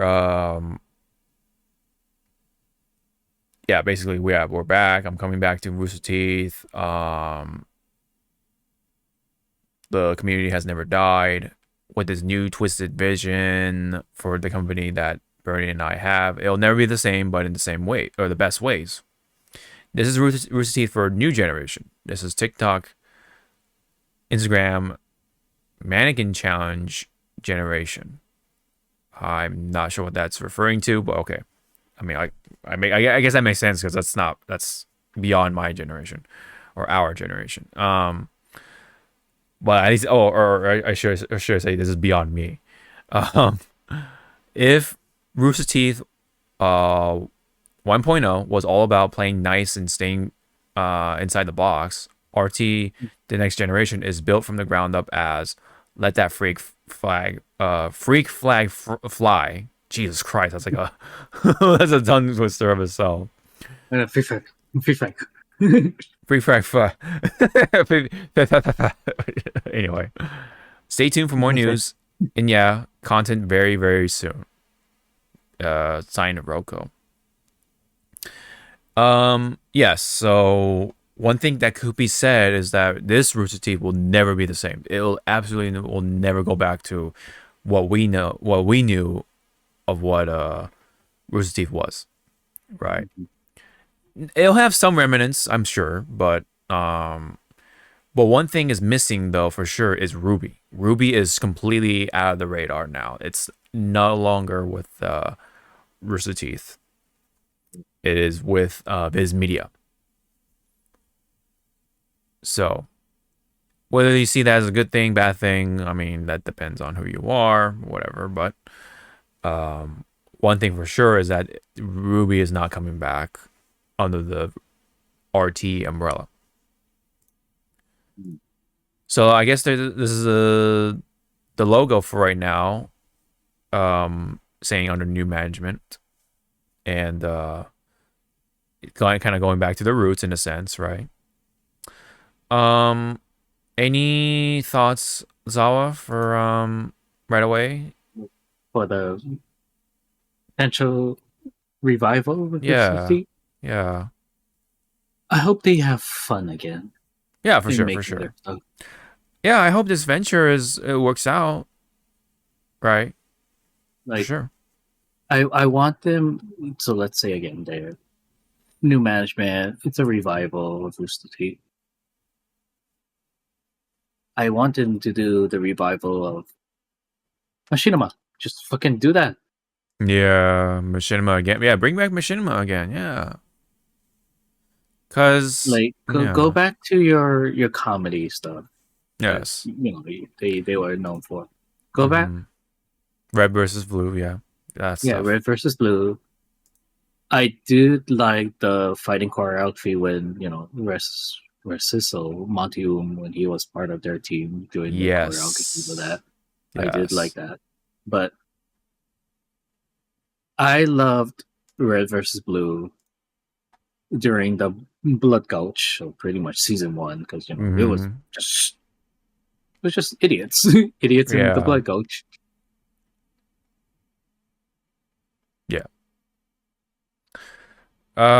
Looking into the comments, Cow Chop. I'm not sure what Cow Chop and Sugar Pine 7 is, but probably some sort of little series that they had over the years.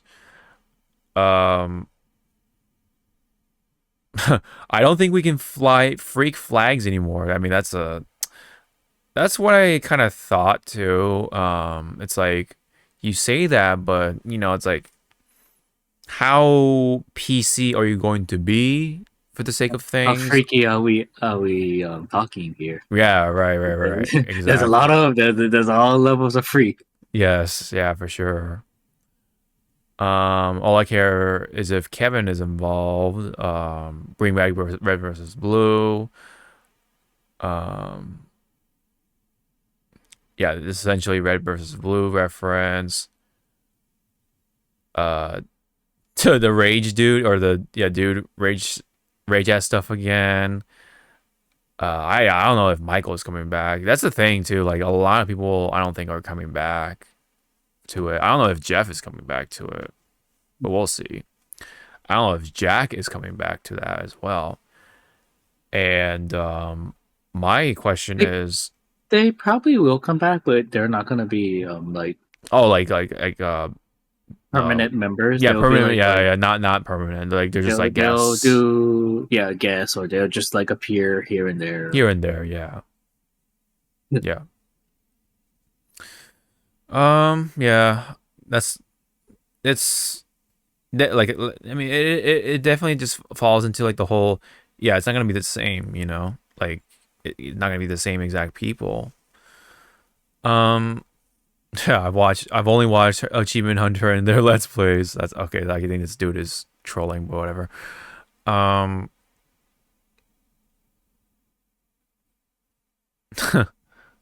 Interesting screenshot there.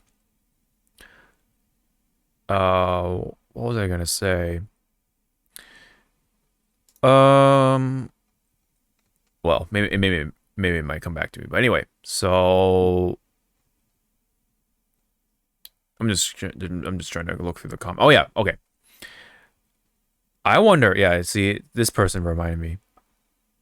I wonder if they're gonna bring back Funhouse, right? Because Funhouse at one point, well, I mean, yeah, they were their own group, but then they were under the partnership with Rooster Teeth. I think. Well, I don't know if they were partners or like RT bought them out or whatever happened, but yeah. Anyway, I wonder if that's going to be a thing too. Probably not, because I don't know. They've already like kind of scattered and have their own situations settled or whatever, or they're like settled with their own like thing. But I'm sure they're happy to see it, but I don't know if they'll like involve themselves in this RT umbrella again. You know, there was like a lot going on, like more towards like the end of Rooster Teeth, because of the whole like harassment stuff, the employees stuff, and just upon that they were just pumping out a bunch of just like stuff that just wasn't funny or just very out of like their element. Live action stuff, like it's just like, man, it just was it definitely wasn't the same, because of people, certain people left.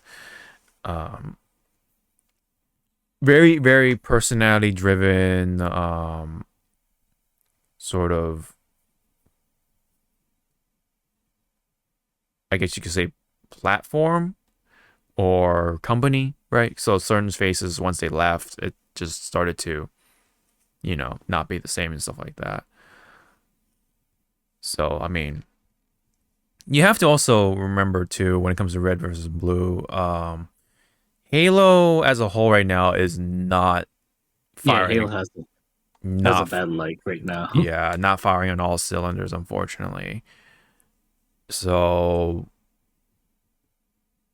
I mean, they could always just go back to like the classic Halo stuff and just stick with that, but then it's like, I don't know. I don't know how much of that is going to land or stick.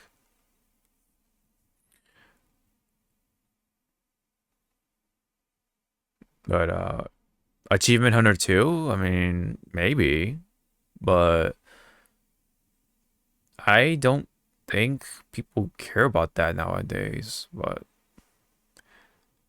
yeah, cuz like, yeah, that was such a like time capsule, with Xbox, how they do like the achievements and stuff like that. I mean, PlayStation had trophies, but like that whole like achievement thing, I don't think people really care about as much anymore. But I mean, they could make something out of it. I don't know if they're actually really going to do that.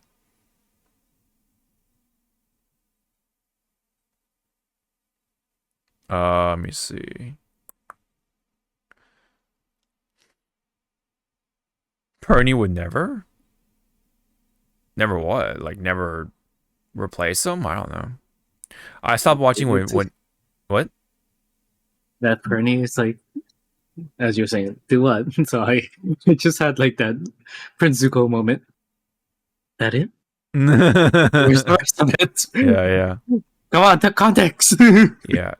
You're leaving me hanging there, bro. Yeah, I know. Yeah, the context. Yeah. I stopped watching when Ray left. Who are you? Oh fuck, yeah.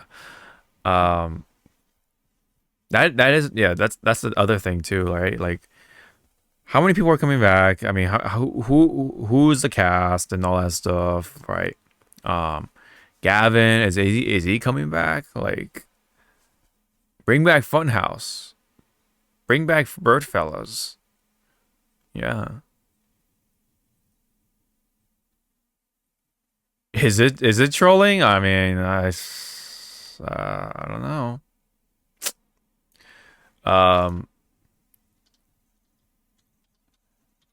Bernie, let me see. Bernie Burns. Let's go ahead and see. Yeah, he didn't say anything. Wow. I don't think he's saying anything. Oh, damn. He, like, deleted the shit out of his other tweets. He, like, purged them. the fuck out of him. I mean, he probably is going to see something when it's more, cemented. Yeah. Because again, you don't want to celebrate too early, or get people's hopes up and so. Yeah. Locke says Bernie is unsure where everyone went. I mean, yeah, I guess that's one way to put it. You know, that and also it's like, yeah, I don't think they're coming back. I don't think because they're already like kind of. I'm pretty sure they're comfortable in their situation, but I don't know. You never know. You never know.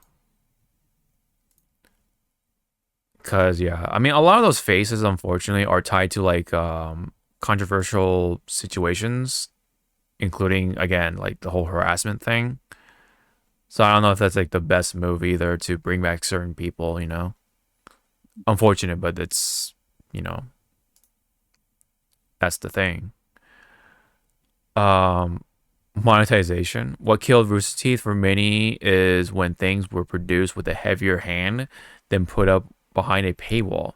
Give people the raw, cobbled together gameplay with a bunch of irrelevant side conversation that we love. Yeah, I mean, that ever since they were bought by what was it? I forget how it went. It was so weird. It was like this company, and then like this company was under this company, and then the Warner Brothers took over, and then that became the top of the umbrella type of thing. Um, Ever since that happened, yeah, ever since they were bought up by somebody, yeah, that it definitely changed for sure.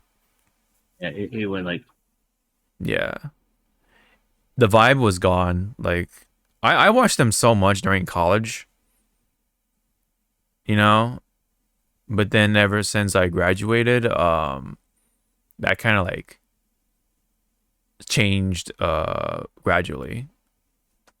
And funny because I was an intern at a funhouse during my last year in college, which was back in 2016. Yeah. Well, I know it's Warner Brothers Lock. It's just it was one of those like multi-channel network things, and then they were okay. So I think this is what happened. Okay, so because I think Rooster Teeth was under Machinima, and then Machinima got bought up by Alloy or something. It was so weird. It was like a chain of events. It's hard to keep it's hard to keep up now. But back then I was like kind of on top of it because of course I was an intern for technically Rooster Teeth, right? But Funhouse more specifically. But I was also because my channel was under a multi-channel network at the time until multi-channel networks stopped being relevant. And then that multi-channel network became a part of Warner Brothers eventually. It's just a matter of being specific. But anyway, kind of irrelevant here. Yeah. It's definitely hard to say though overall of what is to come for this new managed Rooster Teeth. I did not expect for it to come back. I thought it was just done. That the whole book was closed and everything, and everyone moved on, and they're doing their thing and whatever. But we'll see where this goes. This whole 2.0 thing, and see where that goes. All right. Anything else for what? No, I didn't say anything. No. I'm reading. Oh. What the fuck?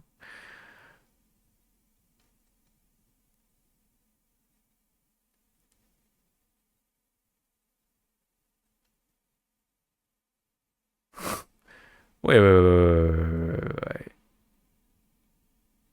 New development? Questionable development?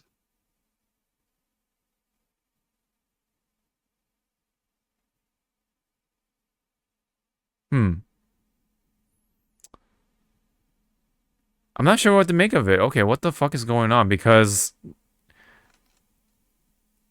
literally the day after, I guess he says he made a post saying, "I'm leaving the new Rooster Teeth." I'm like, what the fuck? What the hell? Okay. Oh my god. Huh. Wait a minute. Maybe this is a troll post and then the other one's real, but I don't know. I don't know which one it is, man. I'm confused. Truth is, deep down, I had no idea what it was. I love online content. I have no idea what our Roots of Teeth was. FanNet kept asking more references for Blue, so I looked it up, and it was Halo gameplay. Okay, that's a video game. So I would ask Microsoft about that. A lot of people asked about Ruby, but they spelled it. Okay, I think this is a troll post. Okay, okay. Goodbye, RT family. Thanks for all the fish. Okay. All right. All right. Anyway.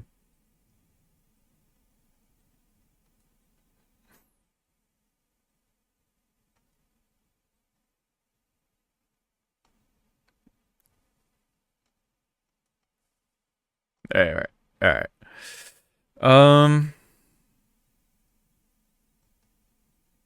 I'm just trying to make sure, like, if I'm not mistaken or anything like that.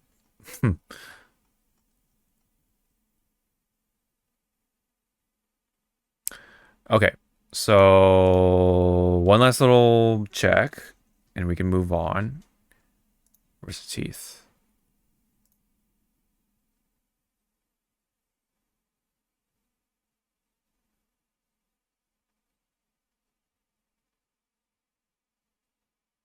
Okay, so okay? So this is official. Okay, so Bernie Burns acquired the Rooster Teeth brand and some of its remaining intellectual property through his company Box Canyon Productions. Ah, okay. Okay. So it looks like Rocco is like a spokesperson or our partner or something. I don't know. But Bernie for sure is the man behind it. Because it did say Bernie and I or something, right? So, all right. Don't want to dwell on that too much. We know for sure that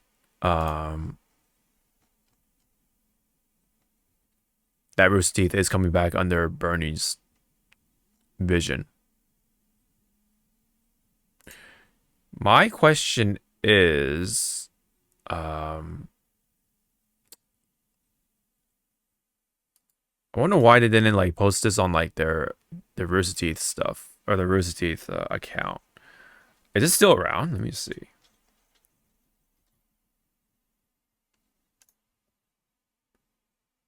Yeah. Okay. Well, wait. Hold on. April 1st. Oh wait.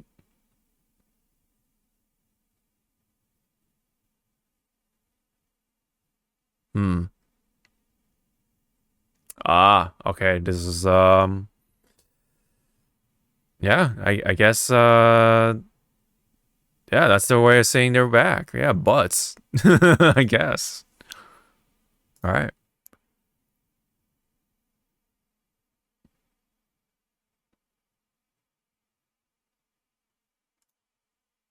Hmm. Interesting. Well, they're bringing back this from the dead, I guess. Blow off that dust and all that fun stuff. All right, sorry about that. I was really trying to make sure that I was getting this right, but yes, Bernie is the guy in charge. He's like literally the only old school old veteran of Rooster Teeth to be involved, I guess. I mean, even IGN reported it too, so it says yeah. Co-founder Bernie Burns has acquired blah blah blah. With a plan to bring it back to its roots. Okay.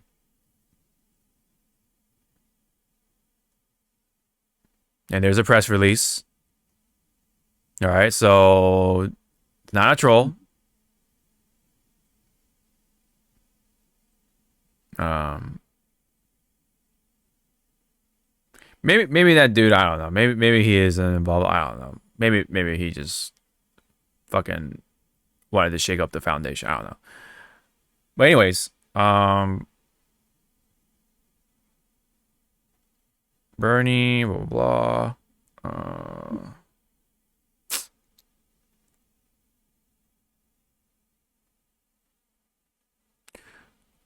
I'm excited at the challenge of bringing Rooster Teeth back to its roots. The heart of this brand has always been its fans, and I look forward to writing a new chapter together.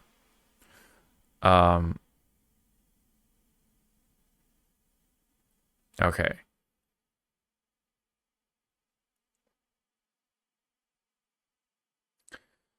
So there's already stuff in the works. Some of the platforms, classic shows. Oh no, it says so they're including a new renewed production of some of the platform's classic shows, and now they're also including a new audio adventure called Again, and an untitled reimagining of Bernie's first film, The Schedule. Okay. All right. Well, either way, not gonna be the same exact Rooster Teeth we know, but looks like maybe they'll try to do something to make it feel like it's back to the roots. Okay. All right. We can now hop on to the next thing. Sorry about that. Getting all caught up and stuff, getting caught up in the web. Anyway, The wabe, yeah. I don't want to say it. Anyway, so let's hit the old sound right here for games. Games news. No. Yep. Now some good news. So this is some early footage for a new Battlefield game. Battlefield is the basically, back in the day, it was kind of like a competitor to Call of Duty, or rather, Call of Duty and Battlefield were competing together for the first-person shooter space. And maybe in the long run, you could say Call of Duty won that stretch of the road, but because Battlefield kind of dwindled down over the years. But with this footage of what appears to be the alpha for right now,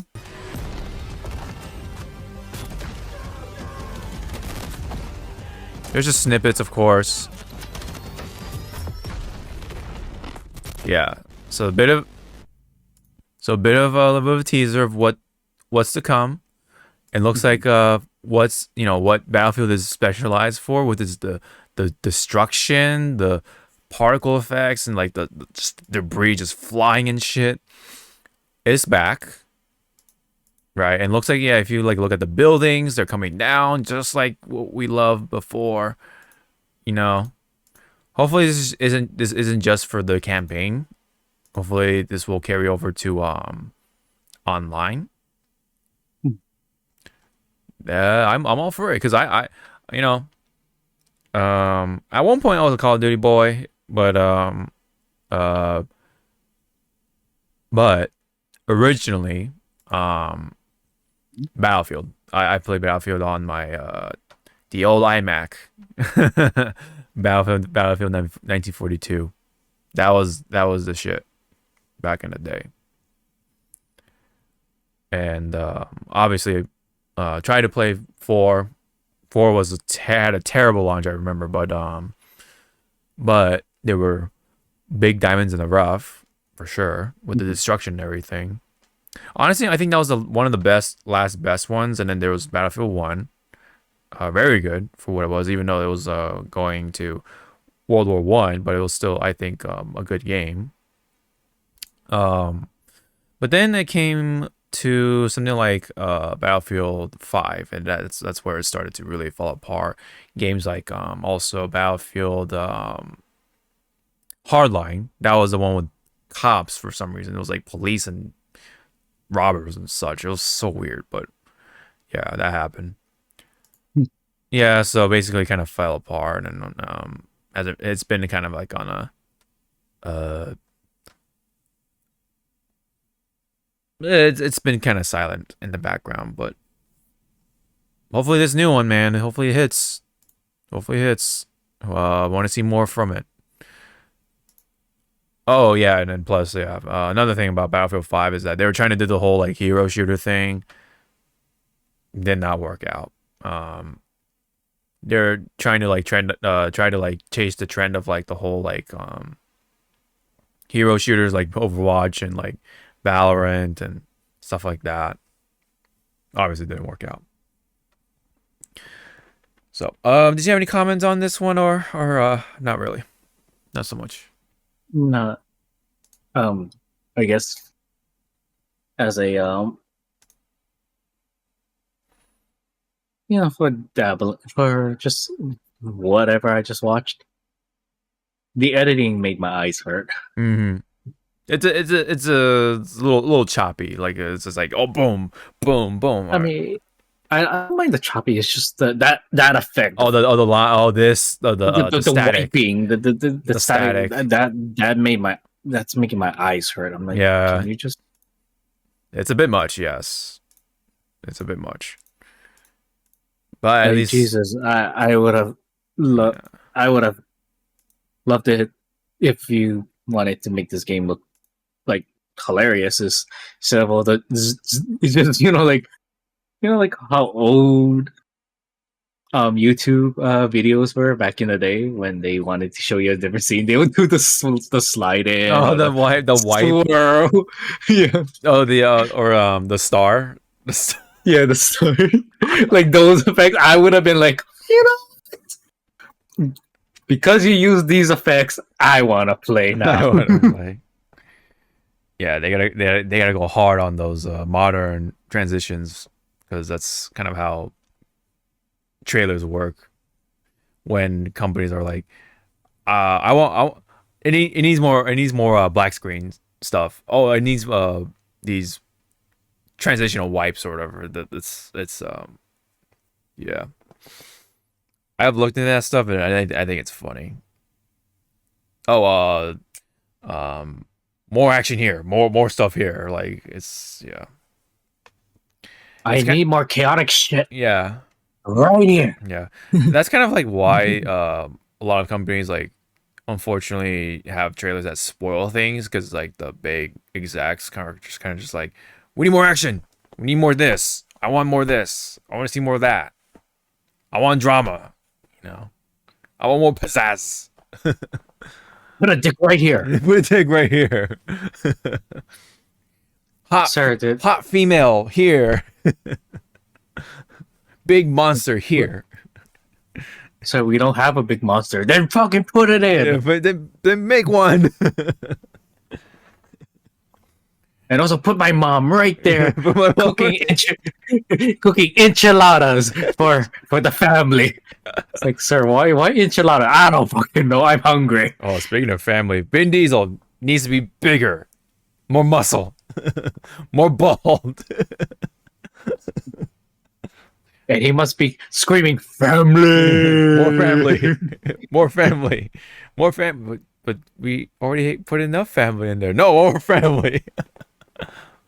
Sir, how much family do you want here? All of it. How much? It was like, how much family do you have? Yeah. Yeah. Anyway, enough about that. Yeah. But new Battlefield though, it is coming, and I'm all for it. Hopefully, it's back to its roots. This game needs to go back to its roots. If Rooster Teeth doesn't, this game needs to. Yeah, I mean, again, like I'm gonna bring up. You can bring up this again or the next stuff, but it'll be fast. Okay. Just like how Dynasty Warriors is going back to its roots. So yes. It's going away from whatever fuck 9 was, and they're just going like, hey, we're giving you back what you guys, told us to do. Mm-hmm. So we're rediscovering ourselves of what worked in all of the 9 previous games. What were the highlights of like I like this mechanic from this game. I like these weapons from this game. But we're rediscovering. So it's like, good on you. It took you 10 games. Better late than never, I guess. Yeah. So, I mean, I think there are a lot of games that need to go back to the roots. Like, what was it? Pokemon is definitely one of them. In a sense, yes. In a sense, I would say. I'm sorry. I'm the whole with Pokemon. Yes. The whole open world stuff. It's nice, but it's not for me. Mm-hmm. I like my you want it more. You want it more with more structure. You want structure in your structure and linear. Yeah, a sense of structure and lenience or linear. Sort of. Yeah. It's more focused. There's no distractions. I get it. There's another game. Oh, what was it? Fucking Dragon Age. Dragon Age got hit real hard with the whole okay, it's just like very try to be pleasing everyone, but not but winding up pleasing nobody kind of thing. So it needs to go back to its roots for sure. But I mean, they've already like abandoned Veilguard, from what I've heard, which is unfortunate. But on to the next Mass Effect game, apparently from BioWare. I mean, who knows how that's gonna turn out? But yeah, we'll see. We'll see if the whole going back to the roots thing will be a trend, right? Well, when it comes to changes, I guess you could say Star Rail is definitely one of them. It's not so much going back to its roots, but going back to where it began in a way, because so Star Rail, first off, context, they came out with a developer log, and they had a series of updates that they're going to do and changes for the experience of Star Rail, which is a game that's also by Hoyo, who also makes ZZZ and Genshin. Star Rail is going to have changes for the story mode, and then but not only that, but with the puzzles, as well as even, and this is probably the biggest one for sure, is the characters, most importantly, because they're trying to really optimize the game now than ever, and they're definitely focusing on combat to make sure Star Rail is on top of its game. Yep. We'll be adding richer combat gameplay, challenge goals to the game.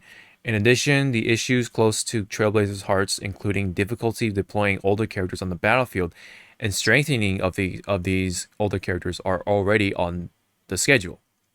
Stay tuned for future updates, Trailblazers, blah blah blah. So basically, this means they're buffing older characters, right? Because time and time again, in gacha games, power creeping is a very common practice, right? And some more apparent than others. I mean, let's take a separate sort of game, for example. Fate Grand Order, right? They're absolutely big on the power creeping, because like, well, why would you put your gems into this brand new character when you already have this older character that already does those things and does a lot of damage, blah blah blah, or whatever, right? So that's why you have to just want companies to one way help sell these characters is to make them more powerful versions of the older characters, and just therefore making those characters irrelevant or outdated or old, right? And that's what happens. Also, another game was Fire Emblem Heroes. mobile game for Fire Emblem. Very, very much bad on the power creeping as well. And what makes it worse is like, you put all your marbles into this one character that you really like, and then you just never know. Like the next patch or two, maybe somewhere down the line, but nonetheless, that power creeping comes into play, and then makes your beloved character now irrelevant, right? I mean, I'm sure you've seen that time and time again, right? With even just Grand Order alone, right? Like with all the 5-star units, I only use like only a handful. Right. And it all depends on like what am I doing. Mm-hmm. If I'm farming, I'm just using Castoria, Space Ishtar, and a friend Castoria. Mm-hmm. If I want to be cheeky with AoEs, I just use Merlin, my Morgan Le Fay, and another Merlin. That's it. Like I have so many 5-star units that they're pretty much like they're benched. Yeah, they're just collectors things. Yeah, I pretty much become the guy from Pokemon 2000. I am a collector. So do you even use any of them? No. Only some. It's I mean, to be fair, Grand Order does try to buff some characters, but it's still it's not enough. Not enough, no. So who knows how much they'll do for these older characters, right? Because at the end of the day, they still have to make those sales, right, with the new characters. So how much are these older characters are going to get when it comes to buffs? It's up in the air. Who knows? Because they gotta still run a business, and gotcha. That's how it kind of works, right? I mean, because I don't think story alone will be the selling point, right? Right, especially with like the waifus and stuff like that. They gotta be powerful too. They gotta tear shit up on the battlefield. And if they just do the same exact thing as the units that you already have, it's like at that point, why should I drop money for these characters? And eventually, I mean, yeah, you can drop your Freemo whatever, right? Freemo gems or chromes, whatever you want to, or whichever, to get those characters, but you're not spending money, so you gotta have, give them a very, really good reason to make them drop that money, right? You drop money or just start paying attention. Yeah. Now, yeah, it's nice that they gave this attention, but who knows, right? How they're gonna do this? How much they're gonna do it, right? So meanwhile, though, let me just bring it back to the actual Star Rail log.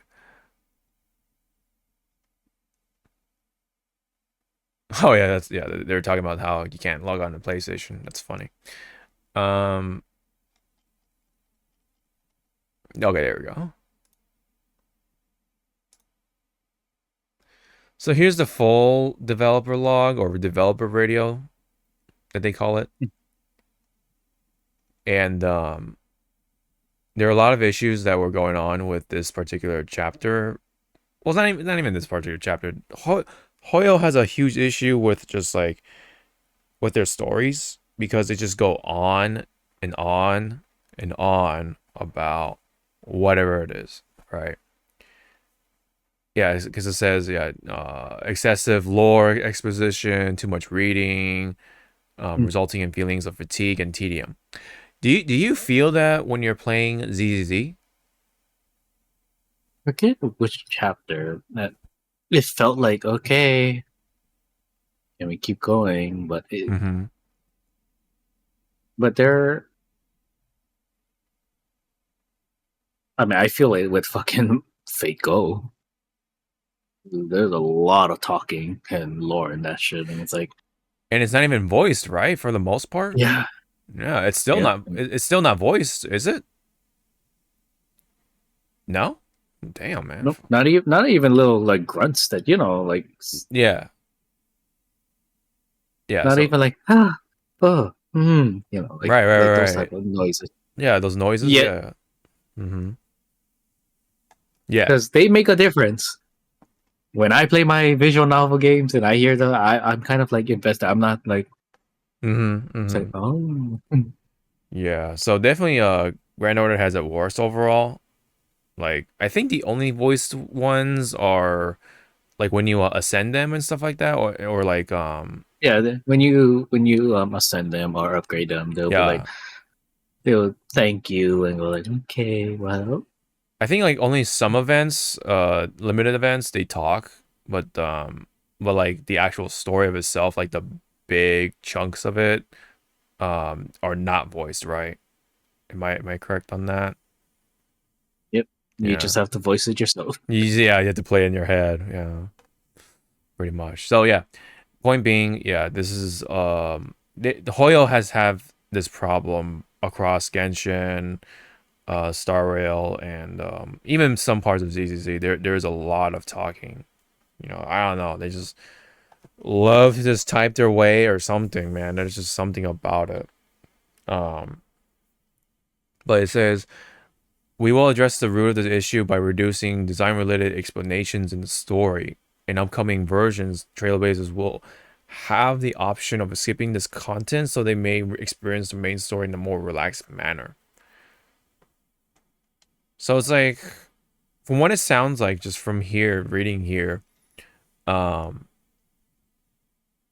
it's just like basically adding a skip button to, which is like kind of like adding putting over a band-aid to like a big old hole in the wall, you know what I mean? Like instead of just like actually filling in the parts of the wall to fill in the hole, they're just putting a band-aid over it, sounds like. But this part right here, like, oh yeah, reducing design related explanations, which first off, that's a very interesting word to put it, but I think what they're trying to say is that, yeah, they're hopefully are going to try to cut the fat and get to the story, right? Like actually get to the point of the story. I mean, okay, so that's one thing. My issue though with at least with Star Rail and Genshin is that it's so visually uninteresting to look at when they're talking. They lack like the expressions, they lack the camera. Aren't they just stiff as fuck? Yeah, they're very stiff. They just stand there and just talk. And even in Genshin, like even the mouth flapping, it to this day is still not fixed. And they're like, "Oh, we fixed the mouth flap." Like, no, you didn't. What are you talking about? It's like point where you fixed it. Yeah, right there. We moved the corner of her mouth 3 centimeters up. Yeah, at least with ZZZ, they do different styles of storytelling. So they have the comic book style. They have the regular visual novel style ones, and then, and of course you have the cutscenes, right? The actual like animated cutscenes. Pretty often too in ZZZ, which I'm surprised. But here in at least in Star Rail, like it's just a lot of standing there. They're doing the same exact poses like over and over and over again. Same with Genshin, but at least with the latest story for Genshin, like it was for like a limited event. They started to do different poses. I was like, oh shit, there's like these are like brand new poses. Oh damn. Like actually making things a little more interesting. So credit to that part. But Star Rail, oh gosh. Right? Talking upon talking, and while just standing there, right? You know?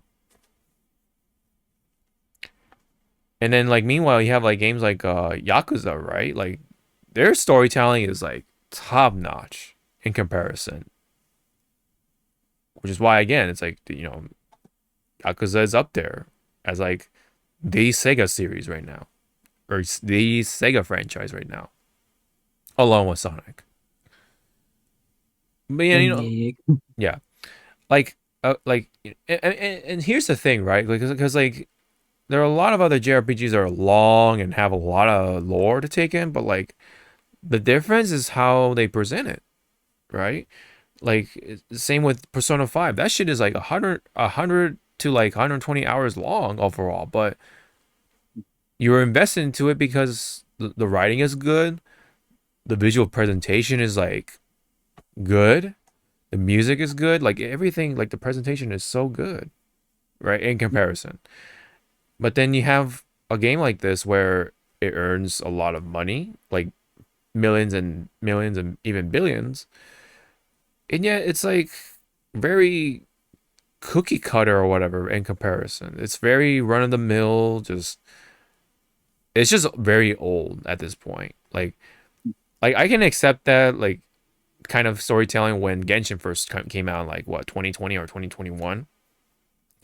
But it's been almost 5 years, and Star Rail is still doing this like same style of storytelling. It's hard to watch at times, man, and that's why like even when I'm streaming, like a lot of times, yeah, granted I stream after I work, so I'm already tired. But even then, like it's hard sometimes to enjoy the story because it's just so much of just the monotonous shit. So my eyes start to get heavy, and at one point I'm like, like oh shit, like I'm falling asleep. Like, what happened? Yeah. What I miss? Yeah, what I miss? It's tough. Who's this bitch? Yeah, I don't have problems with story. It's just how you present the story. Yeah, it's the pacing. Your pacing, yeah, right. Because I'm all for to learn about the Titans, the crisis heirs, and the miracles or the cultures of this planet. But yeah, you gotta make it interesting, you know. And then like on top of that, there's like a lot of black screens with text explaining, oh, this happened, oh, this just happened, or it's that makes it all more boring to watch as well. And then like yeah, like in this screenshot right here, what's going on here is that yeah, you're trying like these three ways to solve this puzzle, but spoiler alert, they all don't work. So but you have to go through all the steps just to get through the story, this or the next part of the story. And a lot of it is just like black screens. So it's just like, oh, you did this. Oh, you did that. But you don't see it. There's no animation for it. And so that really reduces the experience of being able to take in the story. And then I remember there was one part in the newest chapter for Star Rail, like there was this one still image of a new character. Her name is Aglaya, right? She's like this. She's like the leader basically of a city, basically, very powerful figure. She's kind of like she's basically kind of like Zeus. She's like a reference to Zeus. There's an image of her. Wow, yeah, it looks good and all, but you're staring at that same still image for like God knows how long. And it's just text. It's voiced, but it's just text. More text. It's like, bro, like, can I move on? Like, what? Am I gonna stare at the same image for like this entire scene? Blink, damn you. Yeah, yeah. Right. And then that's why I've been saying like ZZZ is like probably the best game for like newcomers, because ZZZ is basically solving most of the problems the previous Hoyo games have, which is even like the gotcha stuff, the actual gotcha stuff themselves. They added a pity counter, right? And then um the animations are top notch. They're like way better than the other two by comparison. And then the storytelling is very interesting to watch or look at by comparison, because they have the whole like the moving comic scenes and like the visual novel stuff, and then they have the cutscenes, like the animated cutscenes. You know, it's basically like the most updated Hoyo game, like at this moment, and they just haven't I don't know, they haven't like put those things into Genshin or Star Rail. You know, and then like, and what's even weirder is that you have to look at the trailers on YouTube to get an idea of what's going on, what's coming up with this in this the newest story. You know what I mean? Like all those character trailers, that there's like more pieces of lore about that character that you don't get to see in the game of itself. It's like why is this an external thing when this should be built into the game, right? They put all that budget into those cutscenes.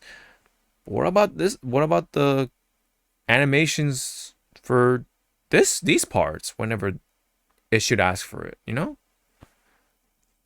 Like imagine, right, you playing ZZZ, right?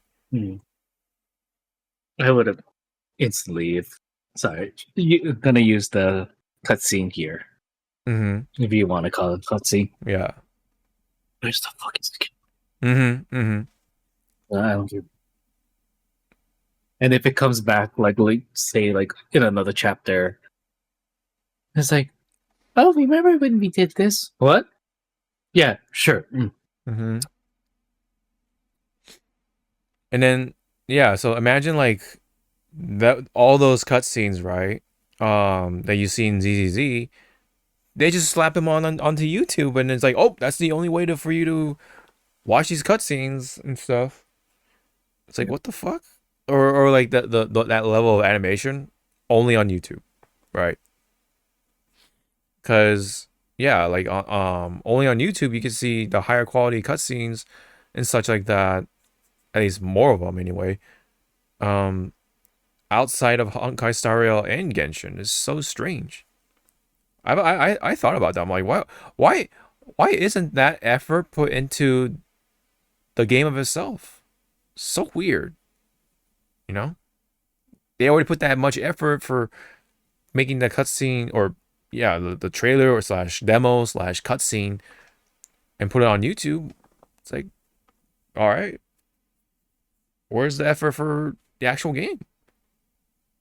So yeah, imagine ZZZ with like just like a bunch of black screens with text and stuff like that explaining what happened, and then like the early ZZZ, to be fair, did have problems with remember the TV system where you're just like going through those TV screens. That was you remember that part? Yep. Yeah, that was like a large majority of the storytelling, right? Because especially when you're rescuing those people from the train, because the train was in the in the underground, like coming. Yeah. Right. And then also like that train. I think it was like that whole city was gonna blow up along with the train. So you're evacuating the people out of the train, but that's all done with the TV system, so you can't really see what's going on. You're only told what was going on, right? You had to visually imagine what was going on. Similar stuff here. So yeah, basically, they need to work on the storytelling. That's really what they need to work on instead of just adding skip buttons. But hopefully, maybe that's what the case is, but they haven't worded it right. I don't know. Maybe I'm reading it wrong. I don't know. And so they're also addressing these puzzles, right? They're saying like, oh, they're too long or they're too drawn out or something. It even says it right here. like again, the issue is that because these stories are too long, by the time you get to the puzzle, you're like, oh my god, I want to get through the puzzles fast now. But it's like, let me leave. Yeah. Leave. So, yeah, I think the root of the problem is storytelling. You gotta know how to trim the fat and stuff. See, that's why they're also like adding like a skip button, I guess, to these puzzles. And then apparently they're gonna like also do something with the battles as well, the fights, right? Which again, I don't think that should be an issue unless it's just like a bunch of mobs and it's just boring or whatever. Like at least add a interesting boss fight or something with elite bosses, elite enemies, right? But again, it all roots from having this long ass storytelling. That's been an issue. So, but hopefully, I don't know. They said that they're gonna continue polishing the game up, so whatever. I mean, there's gonna be more to come, obviously, but yeah. And then of course we had the character buffs and stuff like that.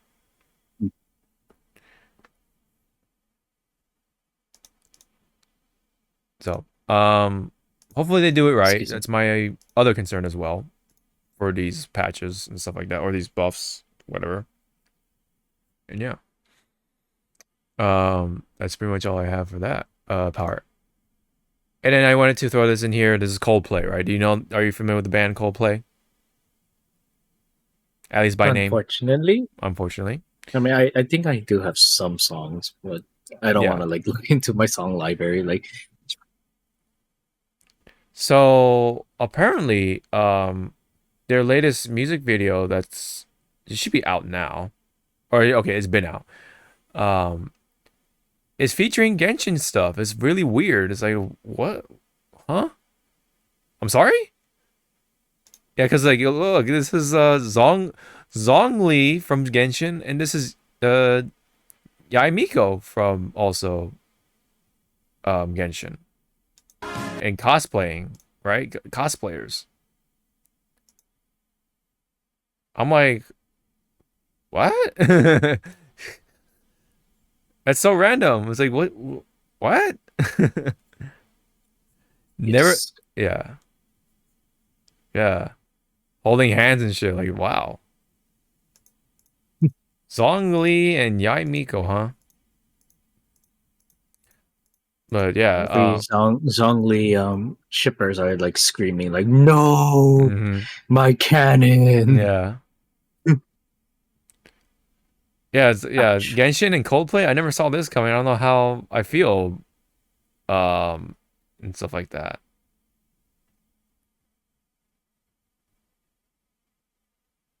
Yeah, I mean, so far it's like a little confusion, but they're like, oh yeah, it's cool.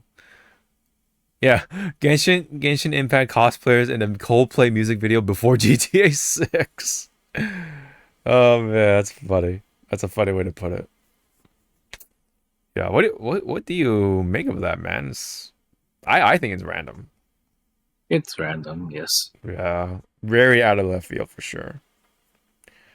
Like how many? Like if go ahead. I was like thinking, like, what would be like the most random, like, fucking collab ever? Mm-hmm. It's like that. Yeah. I'm really thinking, like, if you're going by like a group or a band, fucking Black Sabbath singing about Pokemon, right? I mean, yeah, or Ozzy Osbourne, whichever comes first. Yeah. But still, if it's like the most like, you would never see these two like in the same room. Yeah. Oh man, I'm like trying to think of a really random one, but I guess it's pretty hard. I don't know. It'd be like fucking like Cheetos and like.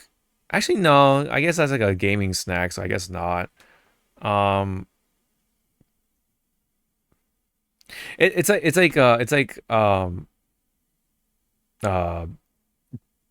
I just what's that new anime like solo leveling or solo? Yeah, solo leveling. Yeah, solo leveling and like Bengay or something like. Sure, why not? Sure, why not?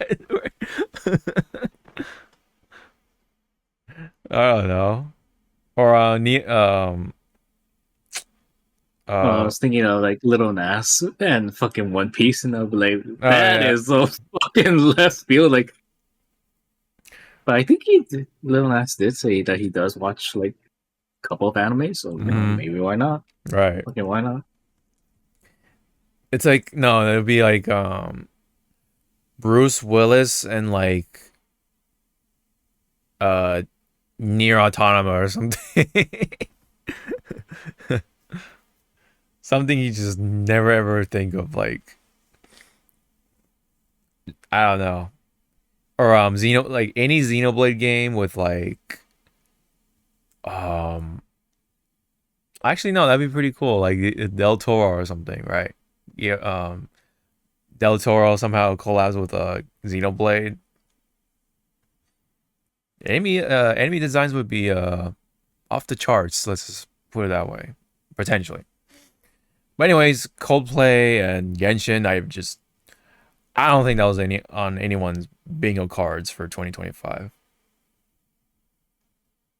Very random. And it's even like what's even more random is Zhongli and Yai Miko. Right? That's even more random. Like I would understand if it was like Raiden Shogun and Yai Miko because they're actually like friends. Quote unquote. Really, really good friends. Yes, they're often shipped together. Anyway. Like it's just very out of left field pairing of itself. Anyway. So that's that. Very random crossover. So almost done. Let's go into the movies, visual entertainment and extras.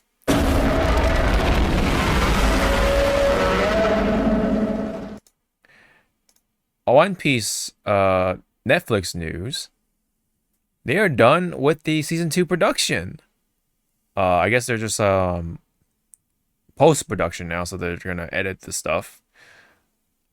So that's the progress on that. But I wonder what this is, right? This setting. Yeah, no, it's like this should look familiar to some of us, right?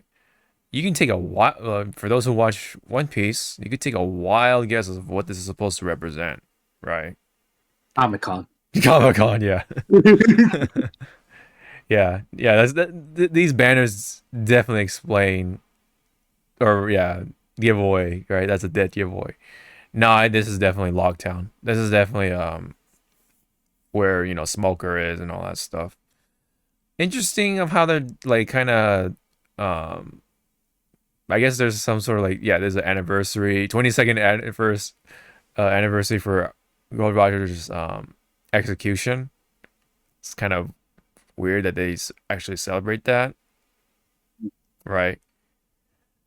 The setting is what you kind of expect for live action One Piece, but though I mean this is just me, but damn, Zoro is jacked. He got buffed. Yeah, because I believe the actor tweeted out saying that McKinney said that he's been working. He wants to working out to portray Zoro better, and and you could see if you visually watch One Piece and then you read the manga. Yeah, you could see like Zoro. I'm sorry, from when you first met Zoro, he's skinny as fuck. And then where he is now, with the current arc, he's jacked and he has no neck. Sorry. There's some shots that he does not have a neck. He's just like, hey, it's just connected with his shoulders. I know, and it's like I just want to get a fucking eraser and just like, can I just trim sculpt here, his lift neck. here? Yeah. There you go. It's like, Mhm. but it's there. But then people go like, then why won't you do it for Frankie? Well, Frankie mods himself, so I don't want to unmod what he did to his own body. So leave him be. Yeah. And then he And then woof. So yeah. Anyway. But the other outfits are, I believe, they are based off of like some of the chapter covers. Yeah, the chapter covers. Yes. Still, some people are still mad that Luffy is not wearing, like sandals. Yeah. Sandals. Yeah. So it's like, honey, go wear those sandals that Luffy fucking wears and walk. Just walk. Yep. Walk from your house to your to the nearest park. I mean, maybe what they could do is just maybe make his feet CG and replace them with sandals. But no. That would look strange. I mean, yes, they're already doing CG with this whole stretching thing, but yeah. I do wish Sanji, they did, they gave him his eyebrows and curls. Oh yeah, true. Because it looks like it's just regular eyebrows and stuff. It's like, no, I need to see the fucking swirls. I need to see the swirls. Yeah. Also, more smoking. I need to see more smoking. Yeah, I'm not seeing the cigarette, man. It was come on, man. Wait, remember? Can I have cigarettes? It'll be a lollipop. Yeah, a lollipop. A lollipop that somehow still, shows smoke trails. Yep. So they didn't even bother editing that out when they already like tried so hard to edit a little lollipop end in the mouth. Anyway. So interesting setting or how it looks, right? How they're depicting Logtown. I like that Zoro.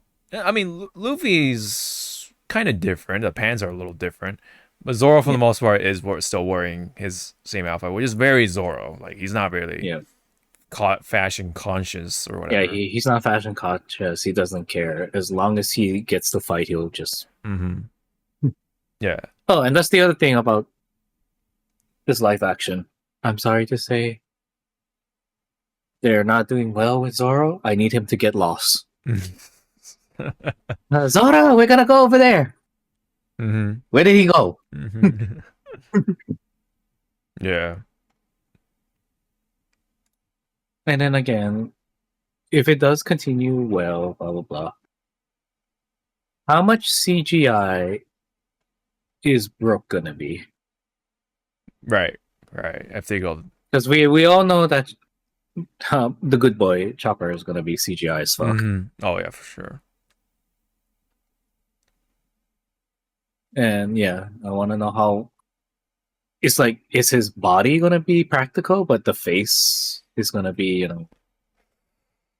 CGI? I'm not sure. Yeah, that's a good question. Like, are they gonna go full CG or are they gonna like do some practical and such? I'm not sure. And then again, like we heard it a little bit in season 1, but we're coming to like big names for villains. Do their laughs correctly, please. Yeah, and more. I need to hear more laughs. Yeah. Yep. And I know he's not really part of this arc, but I do want to see more Buggy because I like that actor. I like Jackass Buggy in this one. Well, Buggy will be in Logtown, so we don't have to be worried about that. But yeah, I mean, like when you say more, but like even more, then yeah, I don't blame you. But again, if they keep going on a good streak, yeah. when eventually we do get a character named Nico Robin. I don't know when she's gonna appear, but people say that she's supposed to appear in season 2. But I don't know. That's just me. Right. I don't know. Yeah, they have to do that scene correctly. They have to do the take me with you. Oh, correctly. yes. If I do not feel emotion, like yes, go, I'll be like flop. Because I recently watched the English and the Japanese version of that. Mm-hmm. They both hit. They both were both like they did their job. Like, and apparently for the English one, that was one take. Damn. I was like, Jesus, what? What do you mean that was one take? That was one take. It's like, oh, shit. Like, good job. Interesting that Axe, the body spray company, made a comment. We're so back. That's. I mean, hell yeah, because fucking Zoro and Luffy probably stink as fuck. Like, I think the only ones in this, like, character-wise that would actually take a shower would be Sanji, Nami and fucking Usopp. Yeah. I can definitely see. Yeah, no, Zoro fucking smells. He's gonna stink, like, right? Because he likes to drink. He's gonna smell like sweat, alcohol, and alcohol. That's it. That's all you're gonna smell. Yeah. Luffy's gonna smell like sweat and food and blood, and you're like, blood. Damn. I mean, literally, like he fucking bleeds like no tomorrow. Like in the early chapters, until he controls. I guess that's true. Until he he learns hockey. Oh yeah, adamant hockey. Mm-hmm. I mean, same thing with Sanji. Like Sanji, you'll smell nice, but I'll smell more of the cigarette on you than whatever. Oh yeah. No, Sanji smells like cigarettes, for sure. That's a given. But if we're gonna talk about like smelly boys, it's gonna be Luffy and Zoro for sure. And again, to be sorry for Usopp because he has a long nose. He'll be like probably like, Jesus Christ. Yeah. Oh, and also for Chopper, because animals' nose are much more better than human noses. Yeah, of course. Like Jesus Christ. Mm-hmm.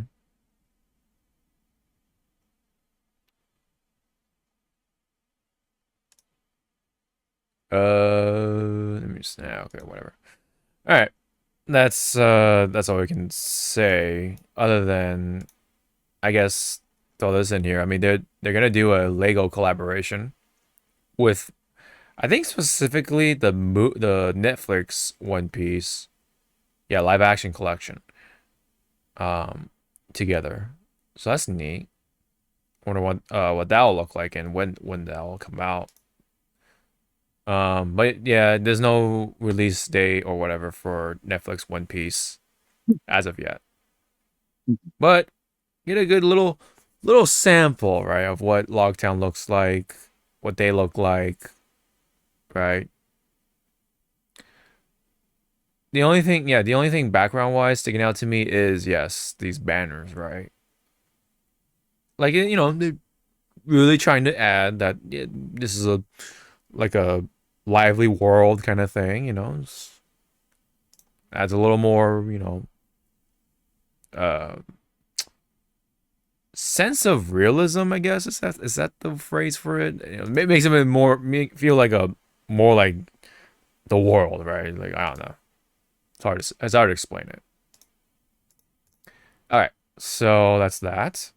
All right, this is kind of been the talk of the town when it comes to MCU stuff. So what do you make of this rendition of the Fantastic Four?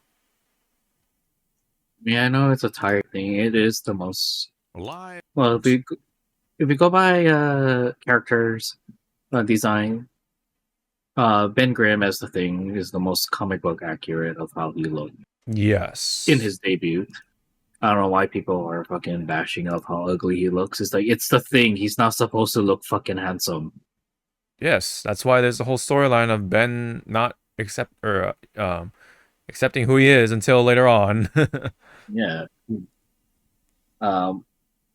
I'm glad that the actor that's playing Johnny Storm, yeah, who was Eddie in Stranger Things, is mm-hmm. moving up. Yeah. And then I don't know what people are saying that the actress that's playing Sue Storm is ugly. Like, Yeah. excuse me. I Like, don't know. what do you mean ugly? It's just it's not Jessica Alba. That's the issue. Yeah, a lot of people going like, bring out Jessica Alba. She was perfect in the role. He's like, you realize she almost quit acting because of Rise of the Silver Surfer 2 because the fucking. So the backstory of this, I'm gonna make it short. Mm-hmm. There's a scene in there in Rise of the Silver Surfer that Sue Storm was supposed to cry in grievance because somebody died and whatnot, and the director told Jessica Alba, "I don't want you to make a crying face. It makes you look ugly. Cry more pretty." Cry more pretty. Yeah, that's what I saw. I'm like, what the fuck? And I'm like, the fuck is wrong with you? Mm-hmm. That is not how you direct. Yeah. Like, please show me someone crying pretty. Right. Like, what? Or how about this? You cry pretty for us, so we can, imitate from what you are. Yeah, we get a good, or what good reference, right? You were envisioning. Yeah. Also, Pedro as Mr. Fantastic. Everyone's bashing on him. And because they're like, oh, that's not fucking John Krasinski. It's like we had our shot. It was in Multiverse of Madness. They put him there to shut us up. Mm-hmm. Even though after he said so many times, including you guys that were whining to have his wife to also play Sue Storm, when she outright said she doesn't want to play any MCU characters at the moment. Yeah. So stop. They just put Krasinski in it to just shut us up. I mean, yeah, he looked the part, but we only had fucking 5 minutes total screen time. Mm-hmm. And he turned into spaghetti. Yeah, and I think his voice is fine. Like people were complaining about his voice, like not like, oh well, yeah, like, because they were bringing back the first iteration of Fantastic Four. Yeah. I mean, hats to off the actor that played Ben Grimm, because he pretty much was Ben Grimm. Yeah. So hats off to him. Mm-hmm. Yeah, he was pretty much made for the role, for sure. Pedro Pascal, of course. Yep. We got Johnny Storm and Human Torch. What's nice about this movie, Marvel Disney outright said, like, yeah, it's a semi-origin story, but they're not doing like the whole like fucking point A to point B origin. It's like they're already established. Like they're already heroes. We're just gonna get snippets of of the space travel, of them getting their powers, of them discovering how to use their powers. Mm-hmm. So it's like, oh, thank God you're doing you're doing Robert Pattinson's Batman route. You're doing the Spider-Man route that MCU did. It's like pretty much like we don't need you guys know. It's like, you guys know the fucking story. We don't need to see Crime Alley for the fucking 20,000th time. We don't need to see Uncle Ben get run over or fucking shot, right? Shot for the 8,000th time. I know. It's like, oh, thank you. Yeah. And there's John Malkovich as what is he a villain or is he like yeah, he's a very obscure villain. Okay. Like very. Okay. But it is John Malkovich. And then we got Galactus. Yeah, so Galactus. And look, everyone, he's not a fucking cloud like he was in the second fucking movie. Rise of, yeah. Holy shit, he's actually but someone Galactus, was like making it. Yeah. Someone made a meme. He's like, imagine this wasn't Galactus, it was Galactica, and she just turns around. You better stop them. Well, you can't win all the time. He'll be like, it's going like, fuck you, bitch. Go away. I kind of want to see Galactica in the MCU film just to kind of see what happens. But Just roll everybody. Yep. Just destroy everybody. Yep. And so a lot of people are trying to theory craft of why Galactus instead of Doctor Doom in this universe. I have my theory, and it's probably going to be correct. Hopefully. I'm not really well versed in Fantastic Four, but I know, the beats and, major comic book like story arcs. So before I even start, do you want to be surprised? You want to go through the journey, right? By watching the movie, right? Or do you care of which comic book story they're probably adapting? I mean, it's hard to say. And it's also hard to say like how close this is going to be to that particular comic book line anyway. So I don't know. I mean, let's pin this also. This Fantastic Four is not in the main MCU. It's in an alternate universe. Alternate universe, yes. So pin that already. Yes. Because they said that multiple times. Yes. So the comic book line, I'm just going to say it deals with a kid. And that's all I'm going to say. It deals with a kid. Galactica? No, I'm kidding. Galactica was born in Galactus because she was originally a tapeworm. Oh, okay. Wow. Hi, kids. Oh, yeah. Yeah. I heard that Galactus is supposed to just have many forms anyway, but he's a celestial or whatever, or... Well, she's half celestial, but Galactica's first appearance to comic book line is like she was born out of a tapeworm that was infesting Galactus. Well, Galactus himself also comes in many forms, yes? Yeah.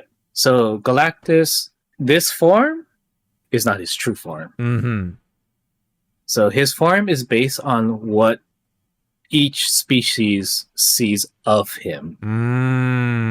So that's why like for the Skrulls, he will look like a Skrull. For a Kree, he will look like a Kree. For I forgot the species that Beta Ray Bill is. He'll probably look like that. There's also why Galactus will probably look like a symbiote if he goes to the symbiote's homeworld. Yeah. Okay. Because again, he's pretty much, as I said, he'll take on the form of what we believe he will look like. So how does it work when you have a group of multiple like aliens and whatever? So with established lore, and because if you kept on reading, everyone that would be looking at Galactus would just see him in what they so like they're not looking at the same form. Okay. They'll have like the same like features, but it will be like his face might be different, or his crown will be like maybe tilted a bit. Yeah, like a little different variations, but basically he has a helmet, he has a face, and then he's giant, and okay, interesting. And that's the thing too, that some readers, or not readers, some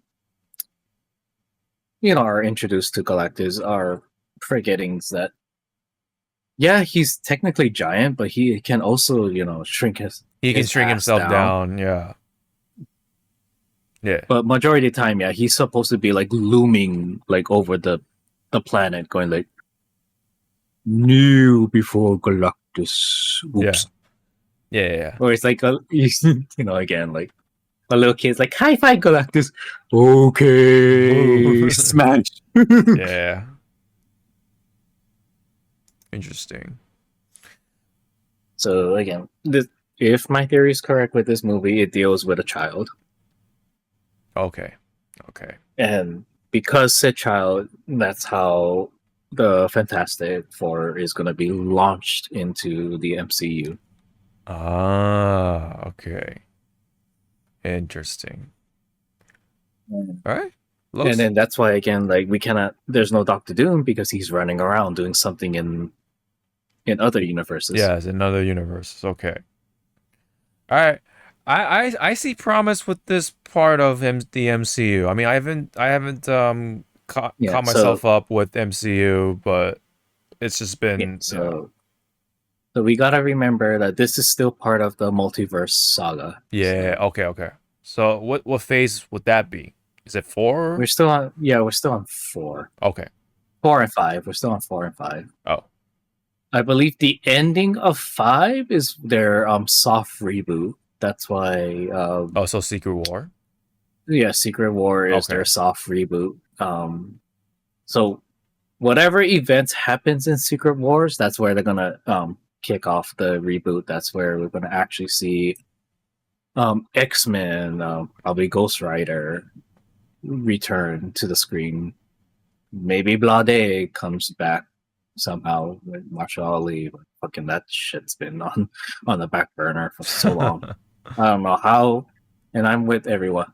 How are you having trouble writing about a guy that kills vampires? Mm-hmm. I mean, he not only kills vampires, he's mostly like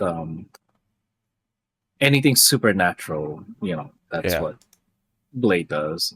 Yeah. And it's like you guys already set up like the supernatural elements with like Werewolf by Night. Yeah, and Moon Knight. Moon Knight is more mythical because it deals with gods. Oh yeah. Okay. Because Khonshu and stuff. Right. Which I still don't understand how people are shipping Moon Knight and Venom. I mean, good on you. And so weird. What? I can't find that tweet again. Like when someone like posted like it was just pretty much Venom and Moon Knight kind of like doing that couple like holding each other. And someone just put like I heard of a 3-way, but 5-way. Damn, someone's lucky. Someone's unlucky. I'm like, what do you mean someone's unlucky? Oh dear. Oh my. Right.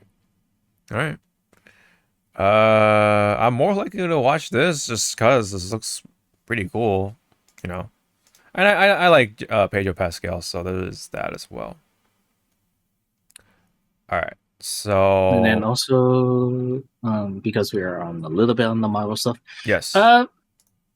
Good luck to those watching for next week. Valentine's Day is Captain America: Brave New World. That's right. Wow, it's already soon, huh? Damn. I'm gonna watch it, but I'm gonna do my week. Oh, you're gonna wait for a week and then okay. Then stuff. I do want to see how well Harrison Ford does play Red Hulk. General Ross. Yeah.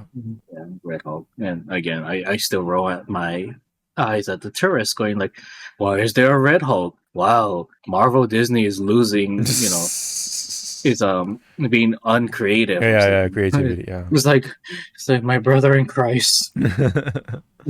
This isn't new. Yeah.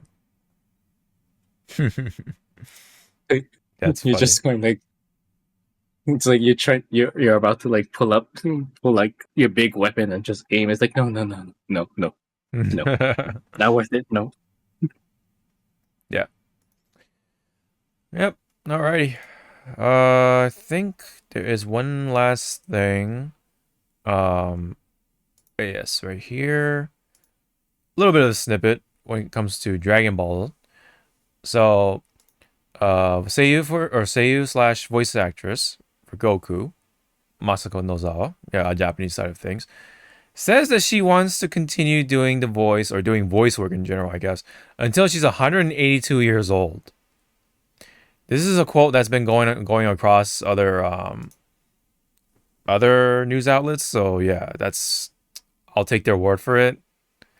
But there has been consistency of her wanting to just continue to be Goku or other such characters. So whether it be 182 years old or just 10 years more or something, or until she is done, let's just say, she wants to continue. Until she's incapable of voicing anymore, right? That's been consistent across the board, I think. So I'll take the word for it. I mean, what do you make of that? 182 years old. They already hit vampire status. She's right. Probably like stealing like life from like her cast members. She's actually doing the spirit bomb and she's using the energy to keep herself going. Like I think like every time she walks into a building, she's just siphoning off of like people's lives. So like just like she's like I mean, I know she doesn't play Frieza, but she'd be like, hey, these stupid monkeys don't even know what the hell I'm doing to them. Yeah. I respect the ambition, but it's like, yeah. See, that's the thing too. When she finally retires, yes, is that it? Is Dragon Ball Z, Super, whatever you want to call it at that point, done? Right. Or is she gonna find, or does she have a protege that we don't even fucking know about? And she'd be like, there she is, and she just waddles away like. Yes. Yeah. Which again, speaking of protege, still waiting on, I guess, the new episodes where the new protege of Frankie would show up, so we can judge. Yeah. I mean, not judge, but just like hear. Just to compare. Yeah, just to see, right?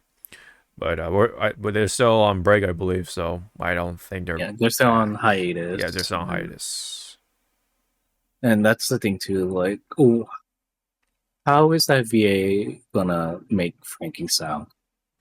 Is he gonna make him sound like Toto from Jujutsu Kaisen? That deep gruff voice, or is he gonna have more of a youthful voice? Even though Frankie doesn't have a youthful, he has that gruff like.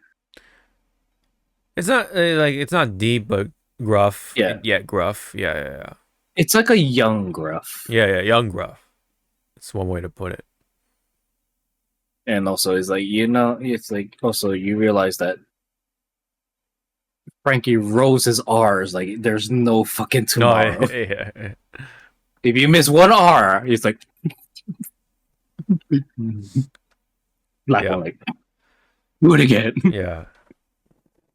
Yep. But yeah, I mean, I respect the ambition, and I wish her continuing success, right? As Goku and as anyone else that she voices. But yeah, I mean, it does raise a question though. It's like, what will be of Dragon Ball once when Goku gets a new once the key players. Yes, that's the word. Yeah, the key players are out of the game, right? So. What would that be like, right? I mean, I'm sure the manga will still keep going, obviously, but anime wise, like, right? I hope to God that they don't fucking use AI, man. That shit would be just like so just distasteful is one way to put it. Yeah. I don't think there'd be words to describe it, man, of how bad it would be. It's like so disrespectful and like all that shit. Unless, okay, I mean, let's say she, it has her approval or something, then okay. I'm still not gonna like it as much, but still, like, okay, if she specifically wrote that in like her last will or something, then and the her sort of estate says it's okay, and it's like, right, we'll see.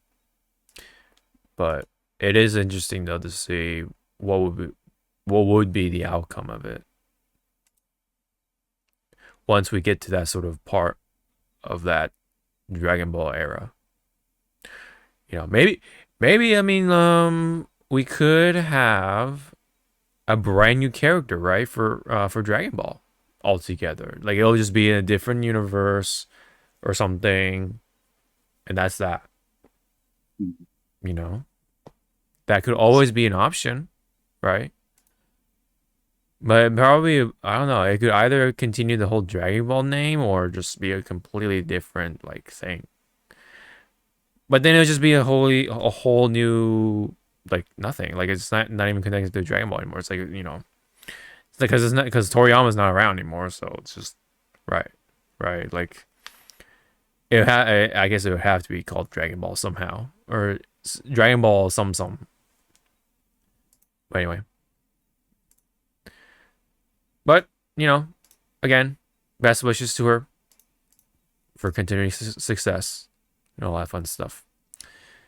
So, and to this day, I still thank her for coming to Hawaii for that 1 year for my convention and signing my VHS of.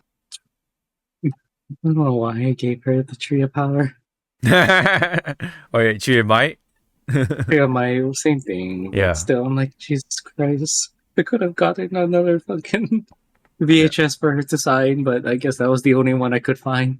At the time, yeah, it sucks. At the time, and I still like how I was able to understand, like, a bit of Japanese, and pretty much she said like, "Wow, it's a VHS.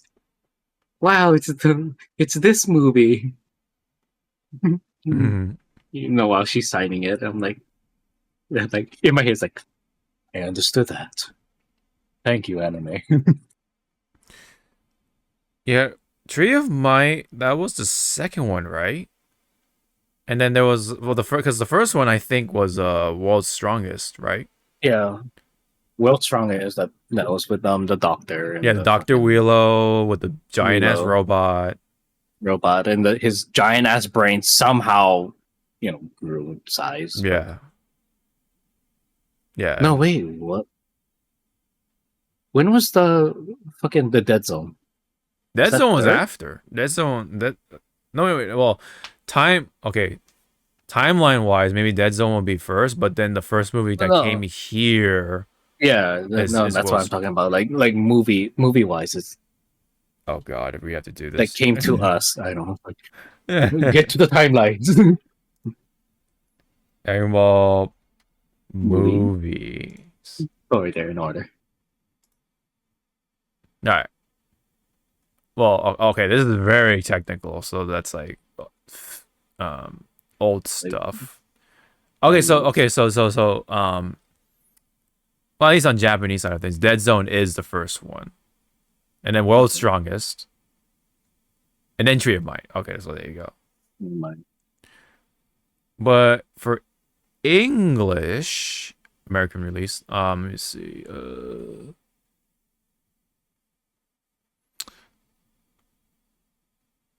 1998. 98 for 1997. Okay. So, never mind. All right, I got that mixed up then. So Dead Zone is the first one, I guess, huh? Well, I guess it's also because Toonami didn't fucking help either. No, because that's where I watched these movies. Yes.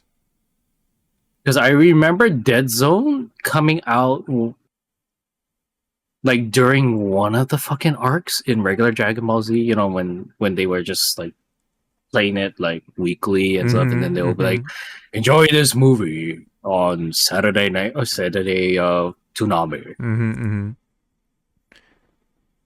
Yeah. Interesting. 97, 98, huh, for America. God damn. But well, actually, no. Try look at the dates for Triomite. November 15, 1997 to November 22nd, 1997. Oh, you're right. Go back to Dead Zone.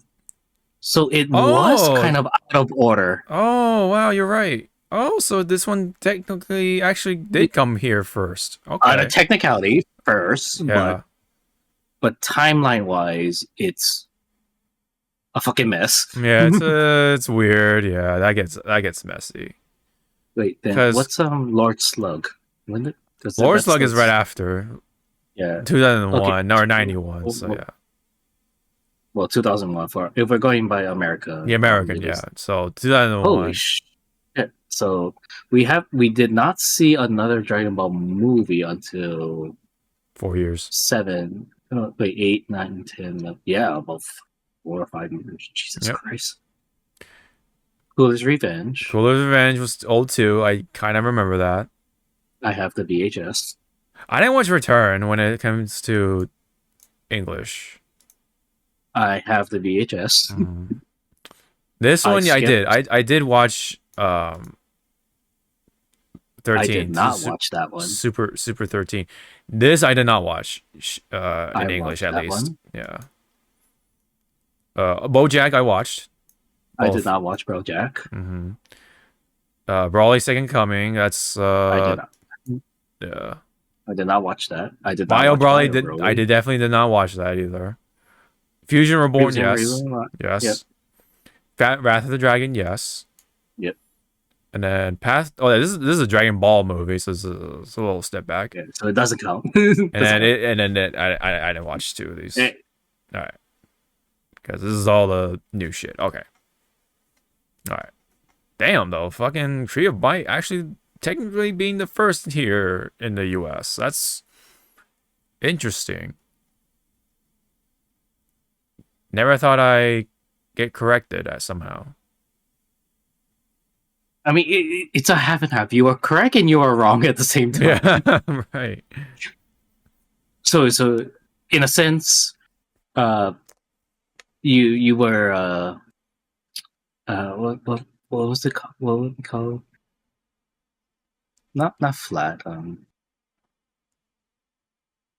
Not washed, but you're safe. Yeah, okay. Does not count. Yeah.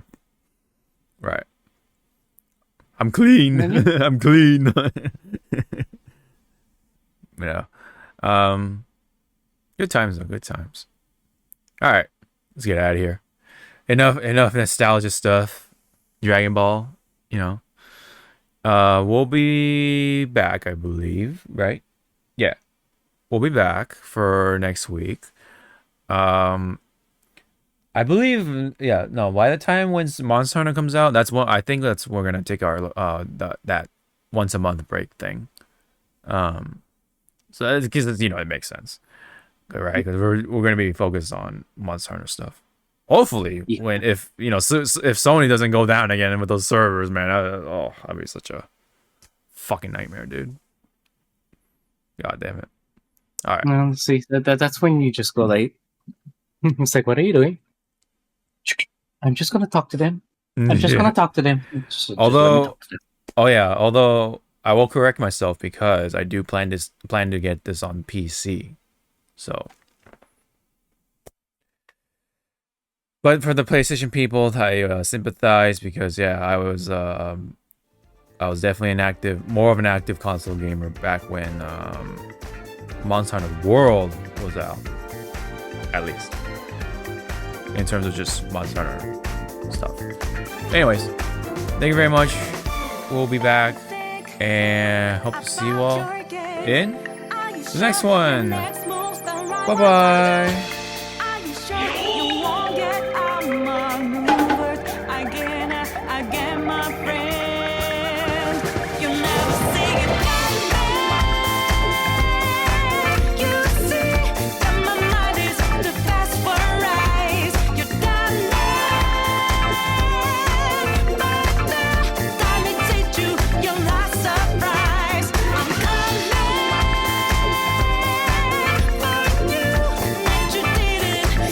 president.